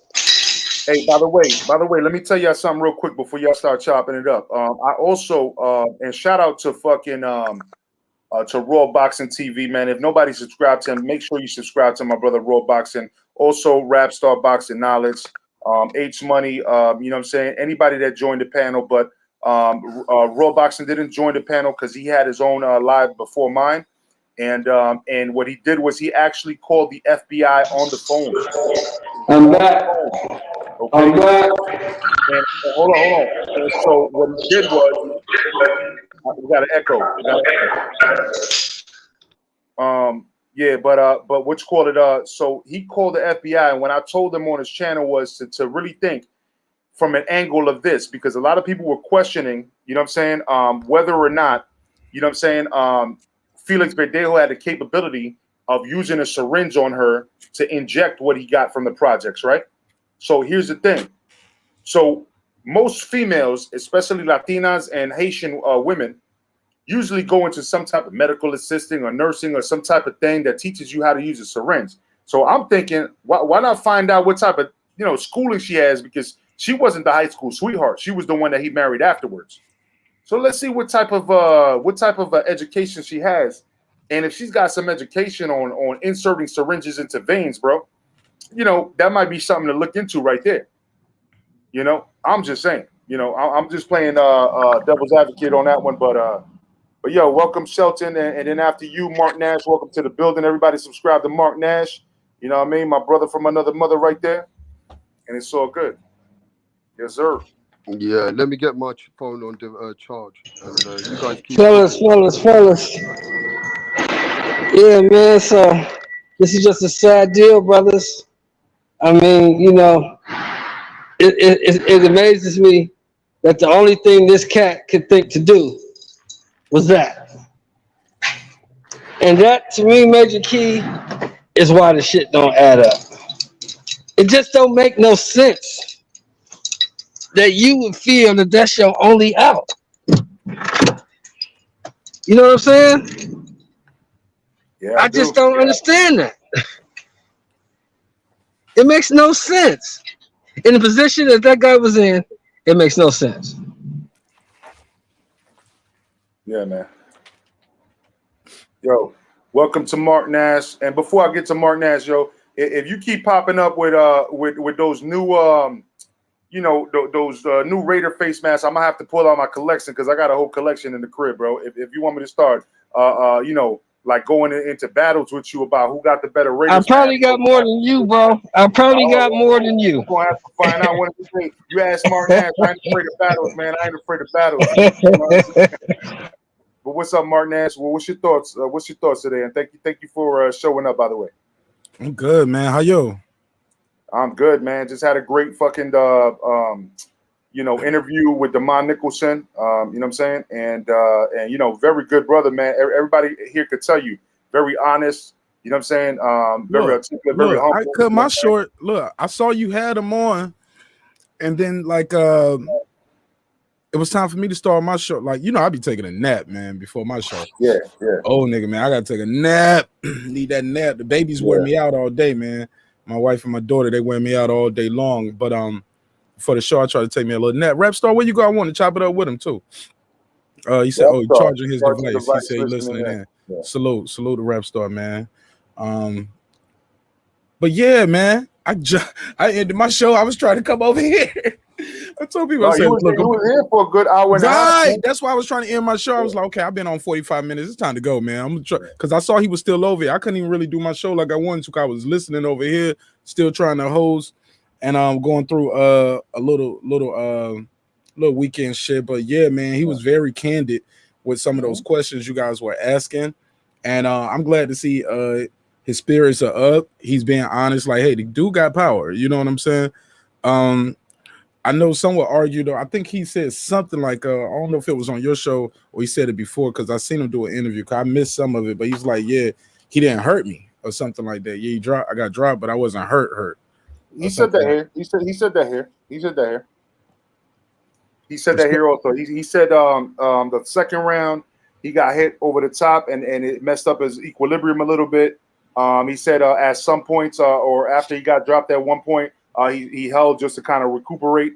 And then but in the 8th round, that was the only time he truly knocked him. But he said his legs were already weak, and so he just tried to make sure that he survived. You know what I'm saying? And but he at no point he said listen, man, he's taking some punishment. You know what I'm saying, from what's his name, man?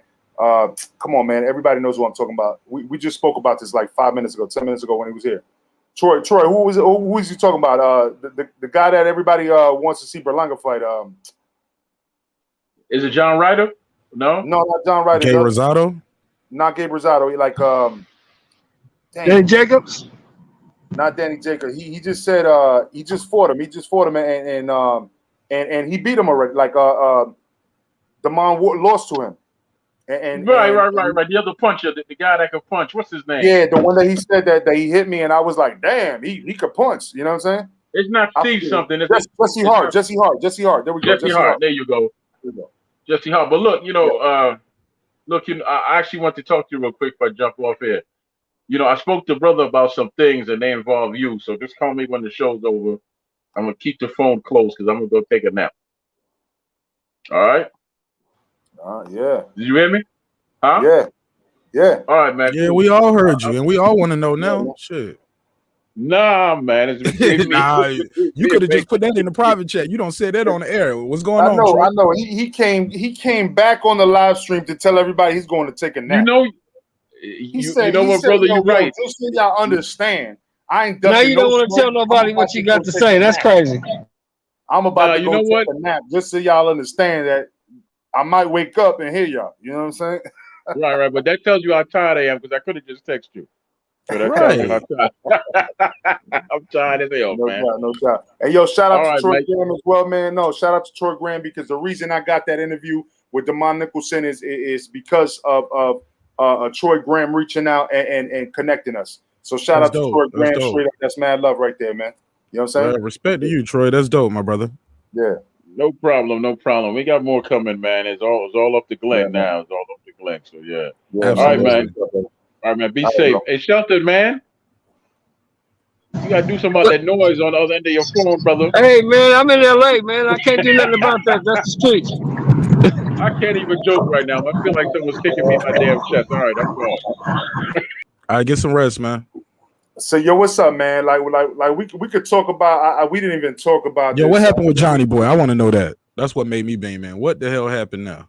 You see, I wanted somebody up here, somebody from the chat coming here that seen that last live stream because I seen what he said like a couple weeks ago, but they're saying that he did something recently. You know what I mean? I thought it was from a couple of weeks ago, but Fallback said, nah, he seen it that it was from today. He was there live with him. You know what I mean? So if somebody could jump on the link, you don't have to show your face. It's all good as long as I don't see a dick pic in the background. You know what I'm saying? Then you all good. You know what I mean? So anywho, what happened the last time you talked? Hey, y'all heard about the recap?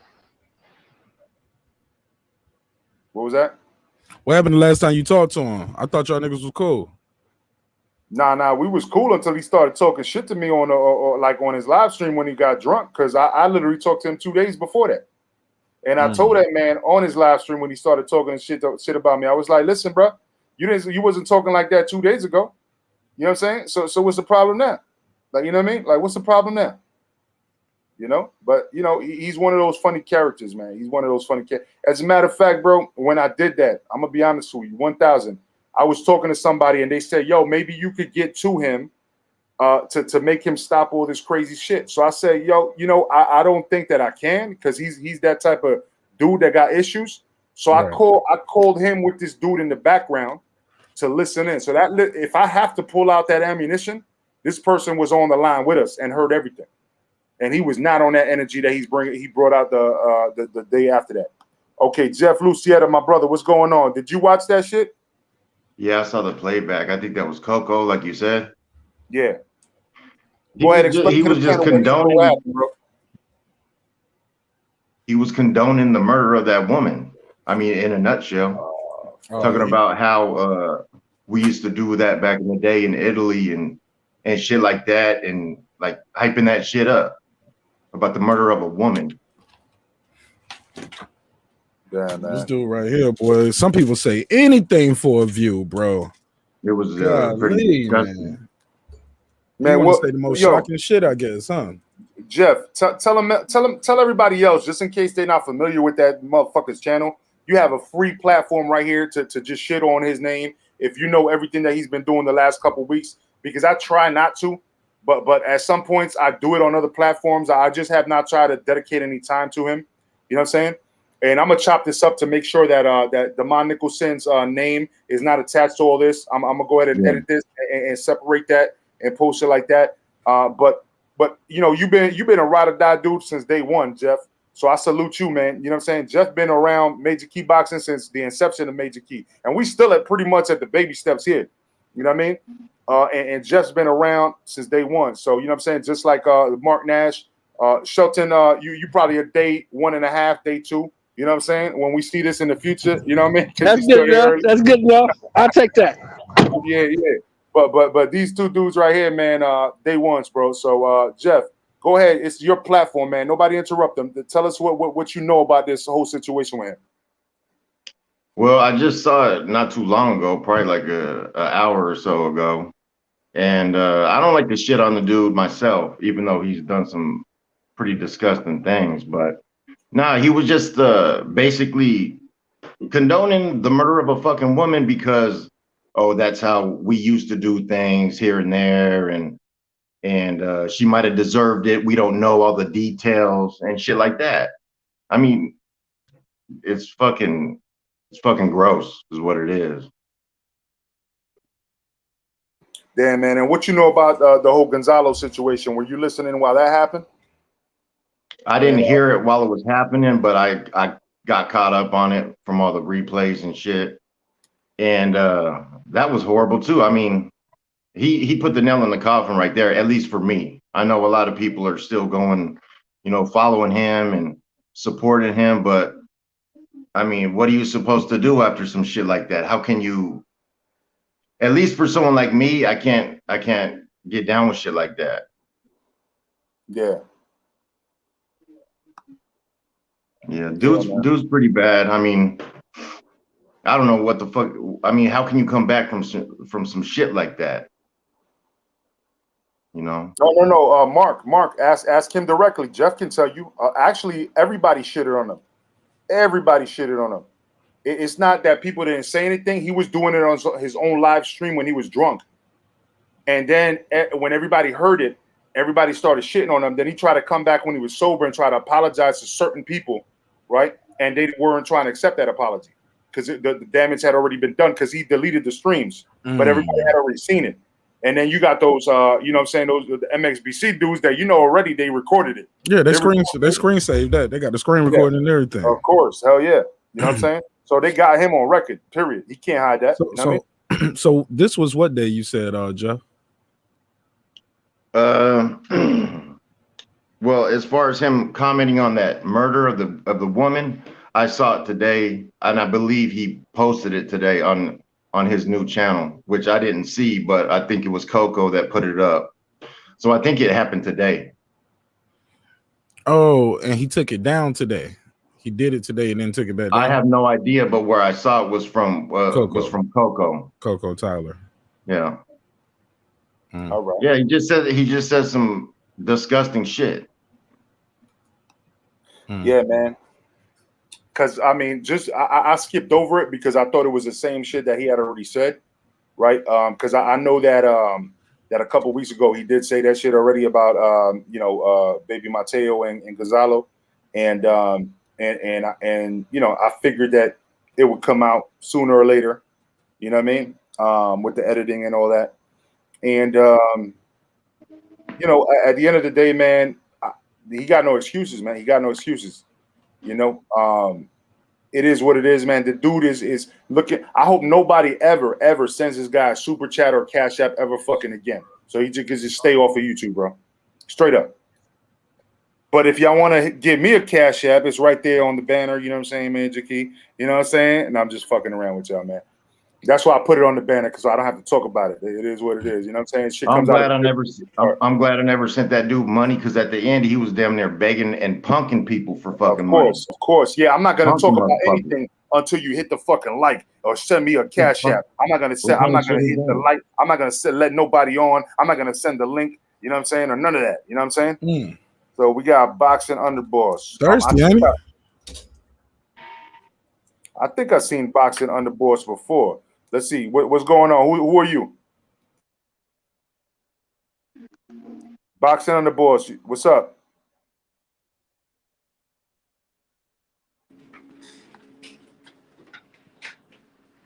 Boxing Underboss.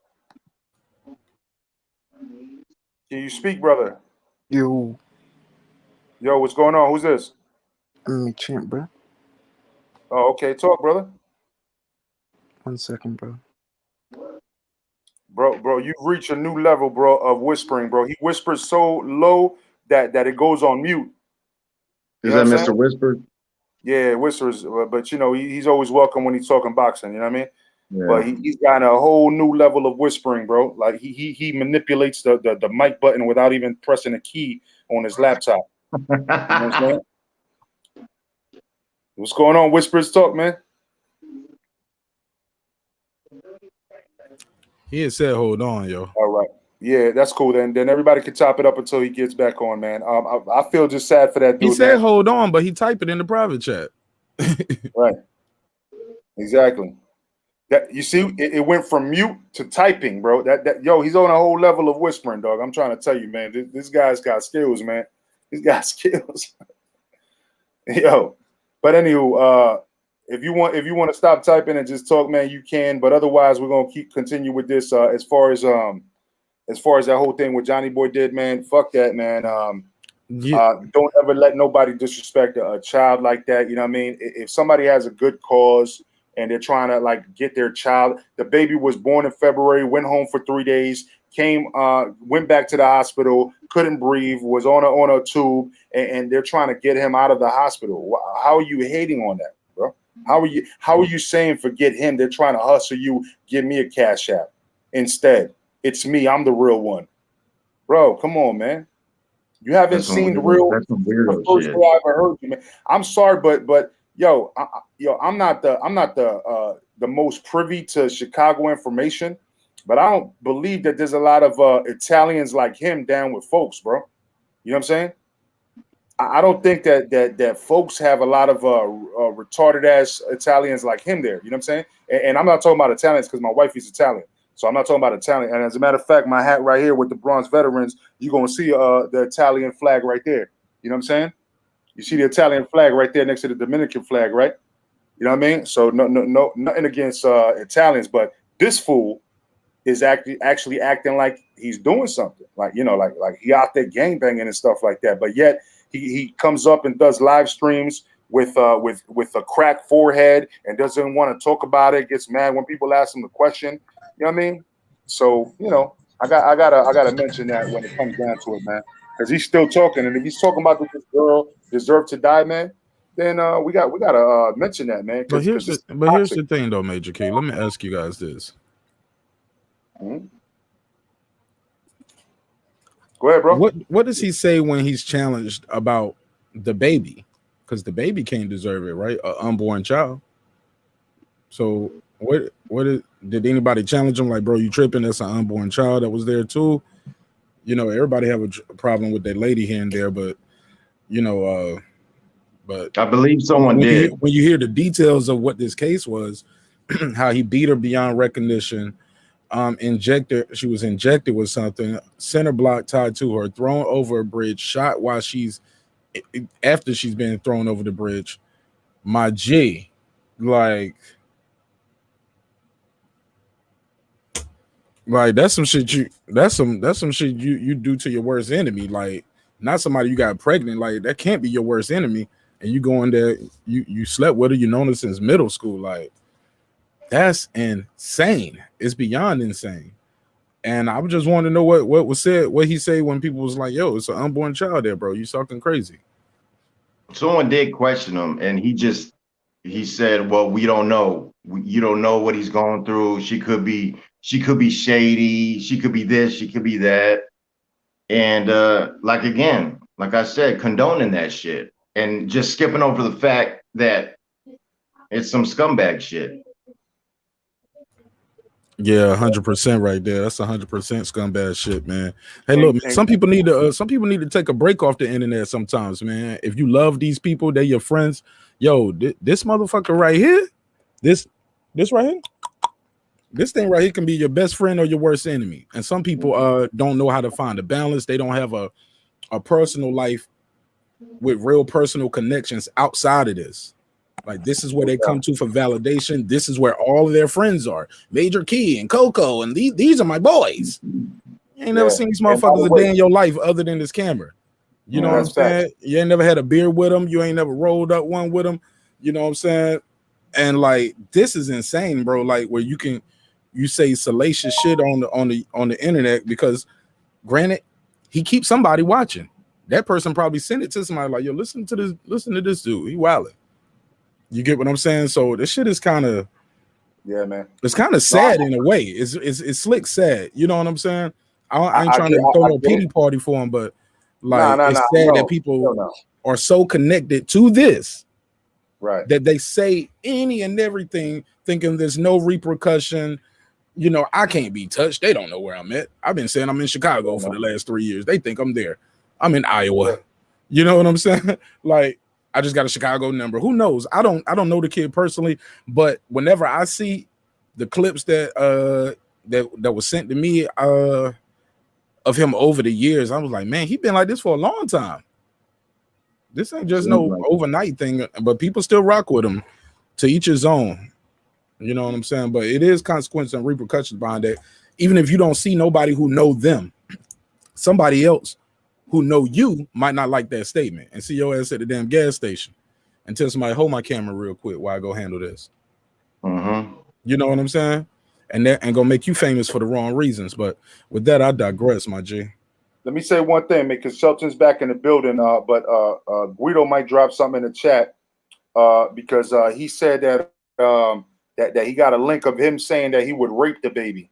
But I'm gonna let Jay Blues first, and then Boxing Logics United. Thank you for coming back. You gotta bring me in on that note. What the fuck, Major Key? Yeah, man. Holy shit, man. Yo, What's bro, up, you've been following that shit. Like, you know what I'm saying? You already know what's going on, Jay Blues, and Myron should know too, because I know that Look at my. Yeah, because Myron fucks with 2 hands and you know what I'm saying? My other man, Boone Man, you know what I'm saying? And they tried as much as they could to avoid this dude, man. Like, you know what I'm saying? Like, as far as like, you know, like, all right, try to like hone in that negative energy from this brother, you know what I'm saying? And just like leave it like that, you know what I mean? Because 2 hands was about to go at him, you know what I'm saying? Based on what I've seen. Huh? What are we talking about? We was talking about boxing, but then we ran into Johnny Boy because of some shit that he just said earlier today. Yeah, I know. And we'll leave the subject real quick. I don't want you. I want you to feel welcome here, brother. Like you always welcome me on your panel. You know what I'm saying? So welcome back. Let Jay Blues though talk about it real quick, and I'm gonna go to the restroom real quick, and then whenever he's done, jump in and discuss more. Everybody's welcome. What you laughing at, bro? I know I take a lot of bathroom breaks, bro. I drink a lot. No. I'm laughing at Jay. Hey, Jay Blues reporting from our man on the street. I'm right behind Johnny Boy. We'll be right back after this. I'm gonna take a quick break. We're going to our man on the street, Jay Blues. What do you have for us? Don't be hating, man. You know how I control my panel. I'm fucking with you. I love it. Jay Blues don't want to be the man on the street, but he is though. You're gonna get this job. You're gonna get this job. You know how they say you're gonna get this work. Jay Blues, you're gonna get this job. Talk to us, man. What we got going on over there with your boy? This is the thing, right? This is why I coined the phrase, you got to feed your fucking love, because it for sure ain't free smoking. For sure ain't getting on StreamYard playing a character. This motherfucker's been playing this. He's been in his own world, man. He's created his own world of delusion and just bought into being this fake motherfucker, and he's trapped. He's too far in. He can't back out now. He can't go back on all the gangster shit he said. He's got to maintain that facade, that image. You know, he's got a posture and shit. Even when his eyes are screaming regret, even when his like, I don't want to go too deep on this bitch, man, because I could go for what seems like years, but fuck him, man. He's phony as fuck. It's all bullshit, man. What this You dude can right see here. it in his fucking face when he's lying. You can fucking hear it in his voice, see it in his face when he's fucking lying. Right, because his lips move, right? You could just read that motherfucker like a book. If y'all ever seen a movie called Cape Fear, Robert De Niro plays a character named Max Cady, and Johnny's been on some Max Cady vibes for about 2 weeks now. It's been getting weirder and weirder, man. And it's just the real him's coming out. Everything is coming to a head, and like his character is crumpling. Like he can't maintain it anymore. So it's just the darkness within and shit. Like I said, I don't think he believed that shit he's saying. I think he's getting his way right now because we're talking about him. You know what I'm saying? And like I said before, some people just say the most outlandish, the most salacious shit on this internet, thinking. What did he say? Oh man, you know Verdejo. He was just talking about that the murder of the lady and talking to, you know, just saying she might have. We don't know what happened. She might have deserved it, from what I gathered here.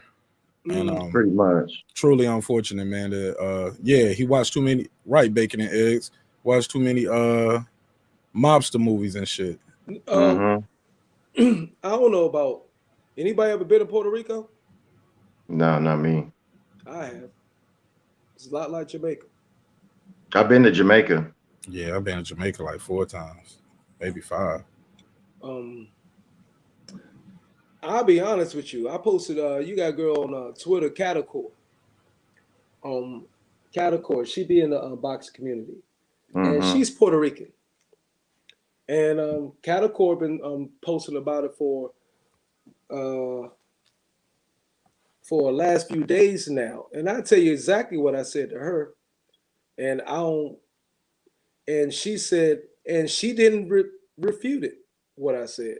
She say, now that would be some tea, because she know how motherfuckers roll for the pretty much. And this is what I said to her. She was like, she was talking about Verdejo. She was speaking in Spanish with the whole thing. And I replied, and this is what I said, and I don't want nobody to like coming after for me for what I said, whatever, but I'm trying to find it. I pretty much said like this. Let's keep it 100. It could have been a mom. Because did y'all hear about the letter I think mom wrote to the girl? Or that the mom was trying to convince the girl not to have the baby? Yeah. Who mom? Her mama? His mama. Oh, his mama wrote the girl a letter and said, don't have the baby. Some shit like that. I didn't hear that. I heard he didn't want the baby. I didn't know the mother said anything. Mom didn't. Okay, here it is. She said that that's some tea, and I'm go back try to find where the fuck. Okay, so she was like, drop the link for everybody too. Well, like when you're done with that, drop the link. You could do it in the private chat or in a regular chat. Whenever you're done. I'm talking about Catacore is a Puerto Rican chick that be on Twitter. Okay. My bad. I just got back. My bad. I went to use the restroom. My bad. I'm just catching up. Like, seeing whatever. It's about time, mijo, because this was not going to turn out good for you at all. Justice for Keisha, guess her name, and blah, blah, blah, blah. I said, let's keep it 100. His wife and mother could have encouraged him to do this. Keisha was going after the bag, and she said, now that's some tea. And she was like, because the thing is, bro, he's known this girl since middle school. Right. A long time. Yep. Now, he's married already. So Keisha didn't have no issue dealing with the married man. She was she worked at a PetSmart or some shit like that. It was a pet grooming. Felix I'm not no way I'm saying that. Please do not take this the wrong way at all, in no way, shape, or form. You know what I'm saying? But sometimes our decisions come back and don't have the best repercussions. You know what I mean? Some things we do, we getting ourselves into. Puerto Rico, and like you was telling me, Major Key, you know, Puerto Rico is a great place. Like we know, it's a great place to visit, and not a great place to live. Right? Right?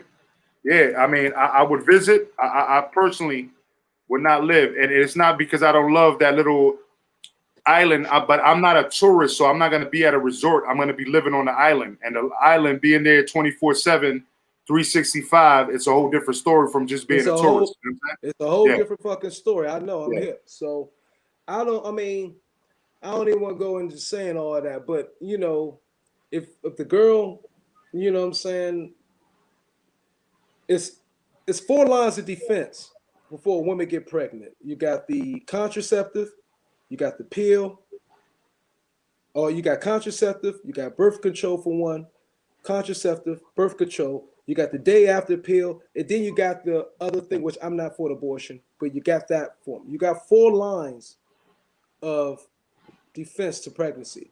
Any pregnancy a woman go through in the 21st century, Shit, you got a fifth one. You got a fifth one you forgot, OG. And okay. Don't fuck her. Or bust in her mouth, nigga. That's the fifth. Let's keep it a G ball, my G. You know what I'm saying? Don't fuck the bitch. What I'm You know saying is I ain't talking about her. I ain't trying to speak ill on the dead. every baby that Hold on, let Myron finish. Hold on a second. every baby that come in the world is a choice. That's all I'm saying. It's definitely a choice that women in the right age, we have the right to such and such. It's a choice. Women don't have to have babies. So if she know the motherfucker's married, he probably has a potential of being maybe, we don't know, a great potential of being a boxer in the future and money coming in. Those things fucking, you know, somebody might be a girl want to make your life more pattern for her. Fuck if you married, whatever. You know what I mean? I know for my personal life, I've had 3 girls in my life try to say I was the father. And I wasn't in no way, shape, or form. 2 of them knew it and one admitted. And then she changed her mind, said, well, she didn't know. After I went through that whole shit with her and we got the DNA, I was her with the other dude. We had to get the DNA test after the baby's born. Boom. 2 weeks after that, wherever the test come back, she called me before it even comes in the mail. She said, you want to hear the results of such and such? I'm like, yeah, you could tell me before I get this. She said, it's not yours. I'm like, but you told me that when I saw you after all that time and I was asking about that, you said it wasn't mine. So my question is, Keish, her name was Aisha. I said, Aisha, what made you change your mind from the first time after we seen each other at that moment and you said it wasn't mine? What made you come back later on and say it might be yours? I'm not sure. She, out of her own mouth on my grandmother's life, she said, because my sister said you would have been a better provider. Yeah, man. Can I say something? Go ahead, bro. Hey, Myron. Hey, look, another thing you said too, I thought was interesting with your 4. You said you have contraceptive, you have birth control, you have the morning after pill, and you have an abortion. You, as a man too, like I said, it was the 5th. I was joking with that, but seriously though, you don't have no control of those other things. All you can do is put a condom on. All those other things is that woman's choice. That's my point I'm saying. That's the point I'm making. She made a choice to have that baby for a reason. I get you. Regardless if he was married or not. She wanted that baby. Why? Perhaps security. Because every woman in this world thinks of that first. So you're right. He's at fault. He's completely at fault because he shouldn't have nutted all up in it. And from what I understand, though, and my bad, you could jump in right after me, Jeff. From what I understand too, one of the things was that when he was already threatening her over the phone, her response was basically, look, I'm not trying to ruin your life. You know what I'm saying? Nobody has to know. I just want the baby for myself. And you still kill her. You know what I mean? Do you think? All right. Well, go ahead, bro. Go ahead. Jeff jumps in after you, though. Women are not the creatures to say what they mean and mean what they say. But that's fine, though. But that's fine. But that don't mean murdering them. Situation like that. Because Keisha didn't say what she mean and mean what she said. I just shared you this Italian bitch. Pardon my language. Italian broad. I was fucking her no longer in 2 weeks. After 2 weeks, she come to me and say she's pregnant. How the fuck you just going to, after 2 weeks banging, all of a sudden just going to pop and want to text yourself and see if you're pregnant? I looked at it, I was like, so what you saying? No, I understand. In Jacksonville, it's a hustle. In Jacksonville, I found out that it was a hustle. Like these chicks let you hit it up. You know what I'm saying? And then they'll tell you that they're pregnant, and they just want. They'll say, "I'll take the abortion." They just want the money. I understand that it's a hustle. I understand that, and I get it. But this is an 11-year relationship, bro. See what I'm saying? We can't compartmentalize it in the same booth. But yo, Jeff, go ahead, brother. As a dude, you should already expect that off the bat. And especially being in his position, you got a fucking target on your back. So, I mean. How many girls have said how many guys have been with girls say they was pregnant? I mean, say they was on the pill or on birth control, and guys say all of a sudden they got pregnant out or they chose to come off of it. Yeah. The question again? How many girls have you met or dudes that said, yo, she said she was on birth control? And I'm one of them. I'm one of them. I thought she was on birth control, bro. No. It was even worse. No. It was even worse. She said that the doctor told her she couldn't have children. We had 3. Yeah. We had 3 after she. Do you believe her when she said that? You know what? I'm gonna be honest with you, man. I wasn't hip to game by that. I was like in my mid-20s right there. You know what I'm saying? I believed her at the beginning. I was like, oh damn, that sucks for her, man. That's pretty sad. You know what I'm saying? She's such a nice girl. You know what I'm saying? And boom, letting in loads, and then three children later, you know what I'm saying? Then I figured out, yo, this chick is gullible and grimy, you know what I'm saying? So, I did what I did, but She saw you coming a mile away. So, but I just got to be honest, man. I did fall victim to that. But Major Key, what happened after that? I got to ask you. After she tells you I'm pregnant, I got to hear what you said. It was like, I thought you could, how did that conversation go? I did say that. I thought you couldn't have babies. Oh, yeah, the doctor said it was a miracle. And I'm like, you know how many at that point right there, it all clicked. I was like, did you lie? Hold on. Oh, so how long were y'all together before she got pregnant? Like, it was like, yo, this was pretty quick, or like, hey man, we was busting a few months. Yeah, it was a few months. So you was busting in heavily for a few months. And pregnant. Yeah. So at 2 is a few. How old was she? So I meet in January. She pregnant by March. Nigga, I'm mad. And she telling me I can't have kids. Yeah, all of a sudden, you know what I mean? Yeah. But I was feeling myself. I was like, yo, I got that super sperm, bro. I got 9 babies right now. You know, I got miracle sperm. I was feeling myself. I was like, yeah, I'm the champ. How old was she? I made that happen, bro. Against science, I did it. You know. How old was she, Major Key? Huh? How old was the young lady? I was 25. She was 19. She already knew she couldn't have babies at 19. How'd you? But that's what I'm. But that's she said that she had went through a bad predicament where somebody kind of forced her, but she knew the person. So it was kind of like rape, but it wasn't really rape. You know what I'm saying? It was, but because it's kind of like you understand. I'm not trying to get any females up on my channel offended. You understand what I'm saying? Like it was one of those situations where it was unclear. Everybody was drinking. It was unclear, and it's whatever, and then. That part, and then she went to get checked, and then they said, "Oh yeah, well, unfortunately, anyway, the way that this looks in here, you can't have babies." But again, this is a made up story anyway because we had 3, and then she had another one after me. Oh my god! You know what I mean? So it's I've never ever in my life been the dude to shoot up the club. Yeah, me neither, B. That wasn't me. I'm the pull-out king, champ, because I knew I did not want to have babies out of wedlock. I had never slipped. So every time, my mom was with the thing with the girl who said it wasn't. They came back after a month later and said it was because her sisters coerced her to put it on me. My mom, I told my mom, my mom was pretty gully. She said, "Look, I ain't ready to be no grand mother." I'm like, God damn, boy, why, mom? I'm fucking in my freaking late 20s right now. It's not like I'm popping a motherfucker out at 18 or whatever. I can hold it down. I got the money, whatever. She's like, let me ask you a question. Do you think it was yours? I said, no, not at all. She said, it's not yours then. Because she know how I was about something like that. I was never, ever going to make the slip. So, I mean, but yeah, man. I feel it's jacked up. This whole thing is for his life is if he turns out he did it, his career is over. I think that's pretty easy to say. And I feel sorry for her tremendously, of course. May she rest in peace. And I know it sounds people like how he's now he's saying rest in peace after he tried to like kind of exonerated him. I'm not exonerating him of anything. I'm just saying like right now, we just had COVID. We don't know how her money shit was. COVID done put a lot of people maybe in a bad predicament. You know what I'm saying?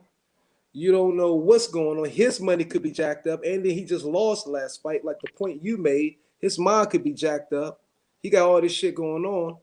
I mean, I just I want to come to a new era in the world. You know what I'm saying? After it's going to get worse before it get better. I just want it's funny.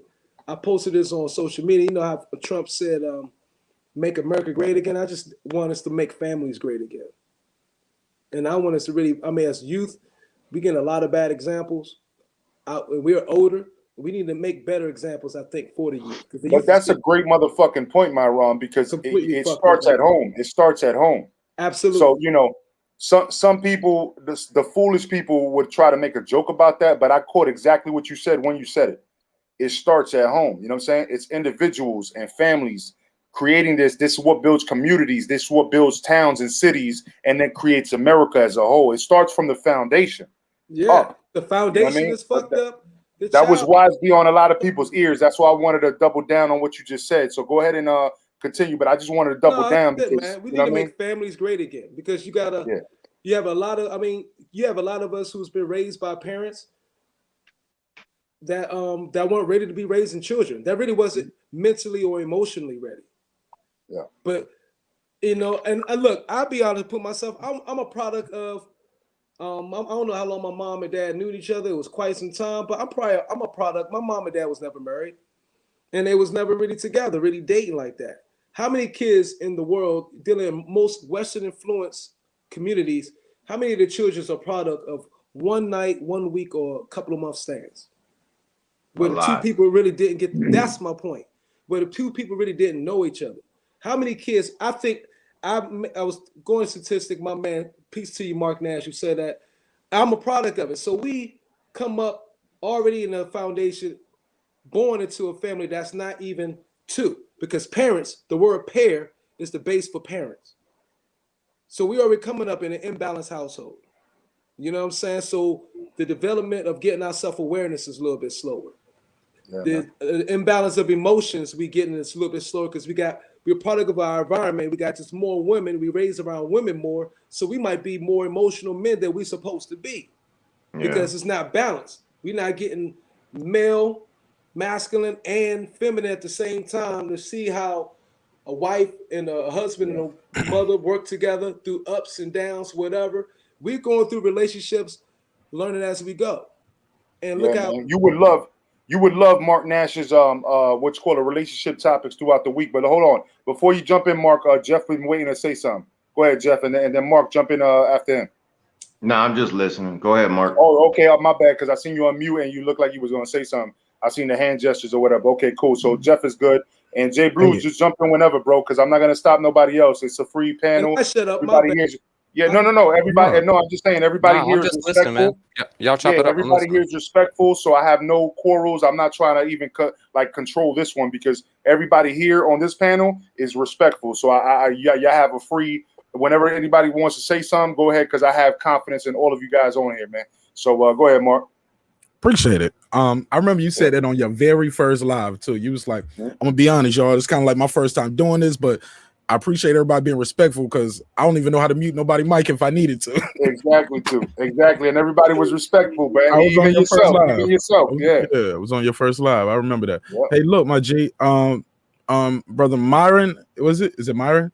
Myron, yeah, man. Myron, man, you said something pretty interesting there. I just want to touch on two things. One, I wanted to ask a question to the brothers from the who know anything about the Puerto Rican culture, because he is Puerto Rican, right? Verdell, right? And like, is it that big of a deal to have a child outside your marriage? I know it's bad in any culture for the most part, right? But you know, it ain't nothing. Look, it happens in the black community, but I mean, you ain't gonna kill the bitch over it. It's common. No, it's common like here.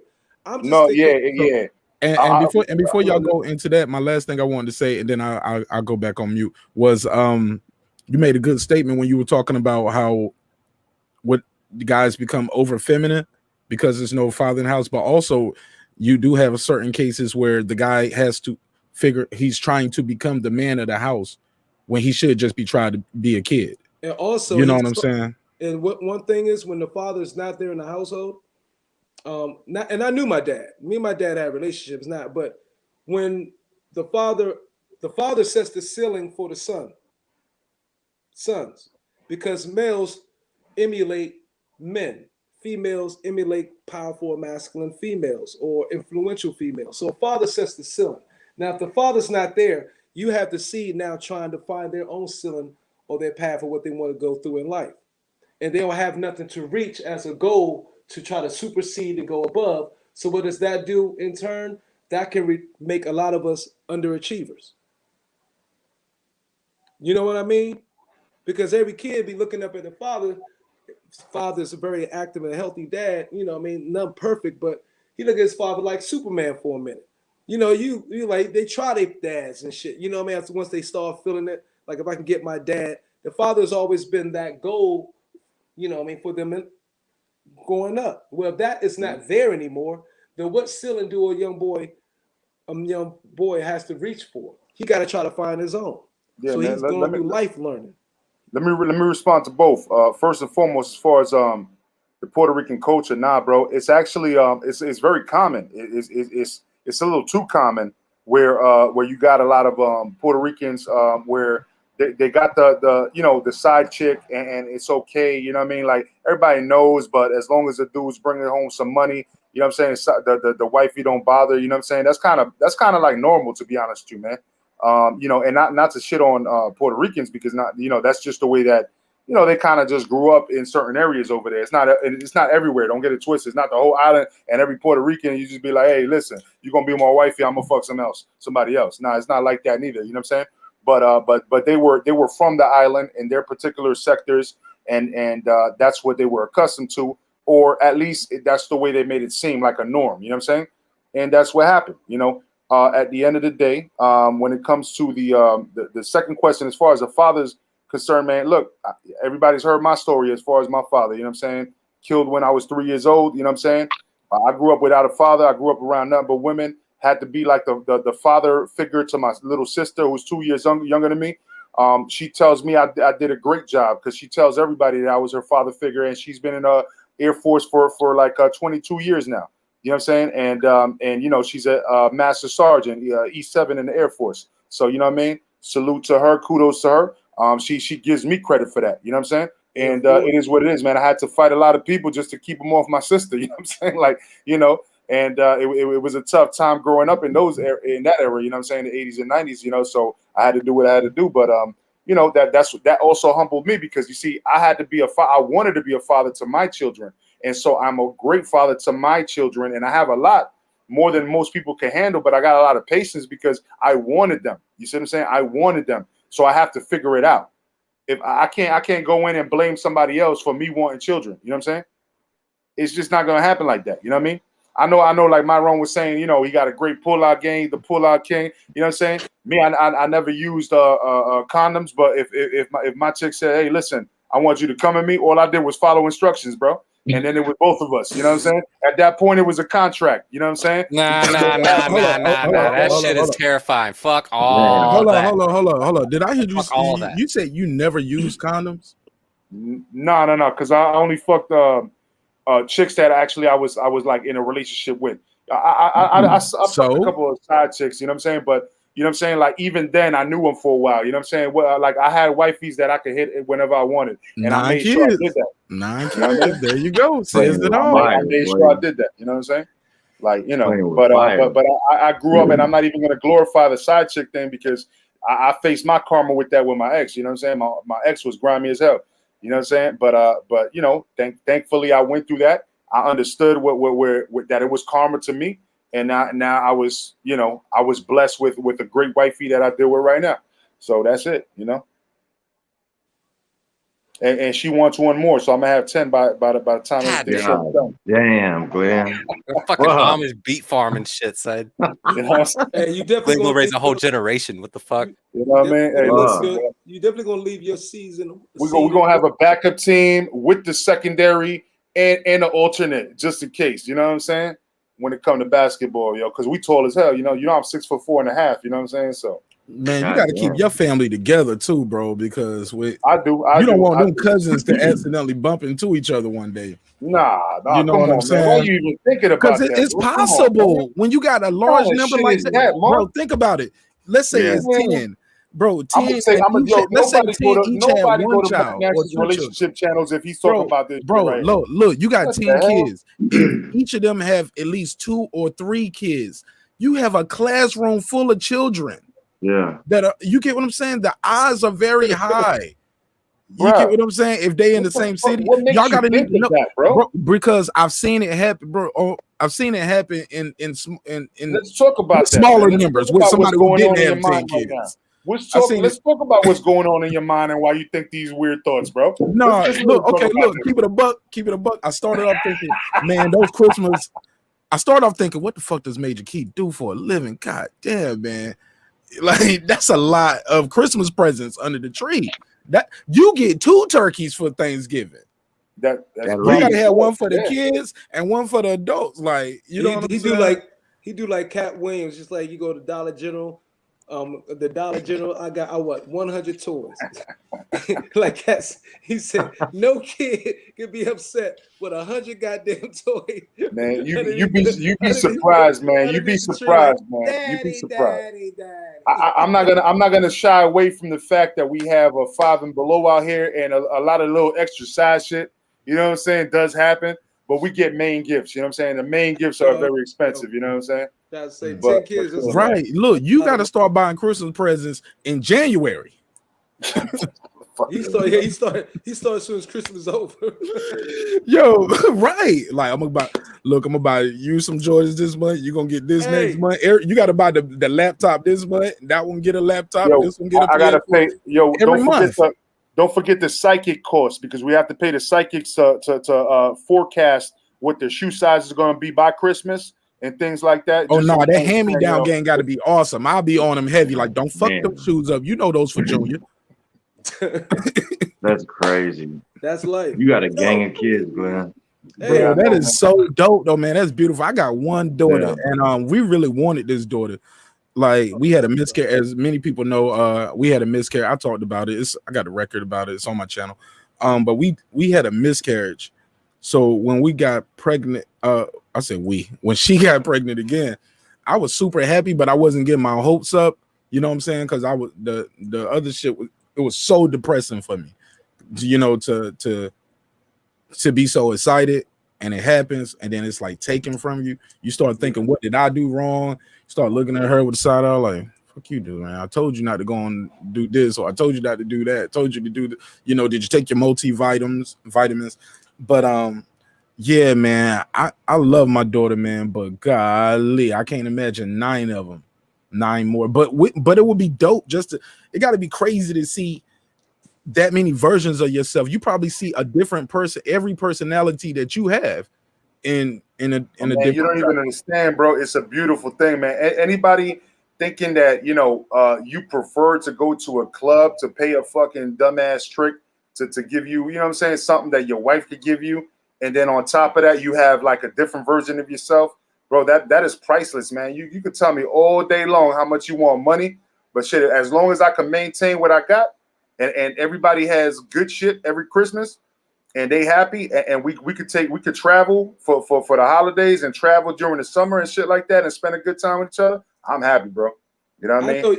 I know you definitely got a Suburban, a couple of those motherfuckers. You gotta be, because you a soccer dad like a motherfucker, boy. Right, he can never have a 2-seater. Hey, no, yeah, man. Like right now, the thing is that I got, okay, so here's my situation. So my son, my second oldest son, like my oldest son, he still lives in Chicago. He's like 22. He lives up there.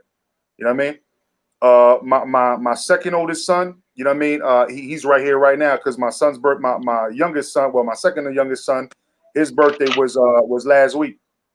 See how this shit is starting to get complicated already? The second oldest, the second youngest, you know what I'm saying? Yeah, but my second youngest son's birthday was last week. So why he you came don't just over call here. them by numbers? Like, you know what I'm saying? Like, just be like Yeah. 4. So number Give me a 2 5. came 7. down. Number 2 came down, right, for number 8's birthday, right? And so he's here right now. Number 1 still lives in Chicago. Number 3, it wants to live with his mom, right? And then you know what I'm saying? 4, 5, and 6, they live with their mother in Florida, but on the West Coast, I live on close to the East Coast. You know what I'm saying? So Oh I go man, they pick them up at spaced least. out. That's Yeah, but damn. no, but I pick them up at least once a month though. So they come over to visit number 2, Naples and all number that. 3 and 2. They in the Naples area. Yeah, Naples, exactly. Yeah. So and then they come over to visit number 3 and 2, right? And then number 3 and 2, I see that I get them every other week. So they're here this week. So I got to take them to school in the morning, shit like that. That's why I was asking Jay Blue if you want to go live after me or whatever. But they literally like live about 30 minutes from me. But when they're not living with me, because they live with me every other week. And then number 1 lives here full time. You know what I'm saying? And How so hard is it to get 1 through 9 together? well, number 9 and number 7 are convinced that daddy left them when their mother actually took them to Chicago before they understood. Number 2 is actually coming around and has been dealing with me for the last year and has met his siblings and is very cool with me now. You know what I'm saying? And he realizes that was probably bullshit. You know what I'm saying? Because he's been chilling like nonstop with me, like calling me all the time. Yo, can you pick me up? And he lives in Fort Myers, which is not too far from Naples. Right. That's what's up. Yeah. Yeah. And so that's the first 3. That was from my ex-wife. Then the next 3 were girls from another baby mama. Then I got the other 2 from my last baby mama, and then I got the one who I'm with right now. You know what I mean? Yeah. So to get all of them, I would say for Christmas I had 7 out of the 9 together. Because that's remember, good though. That's good. That's good averages, man. Yeah, listen how we. Number one, like I said, lives in Chicago, and number 3 is still convinced that I like dumped him off or something like that. So out of the 9, 7 were with me for Christmas. I think you told me 4 that. moms, Glenn. Yep, 4 that's moms. 4. Yep. God damn, that's yeah. And which one was the one I can't have kids and you had 3 with? That's what numbers? That was number 2, baby mama number 2. Yeah. So okay, so that's 2, 3.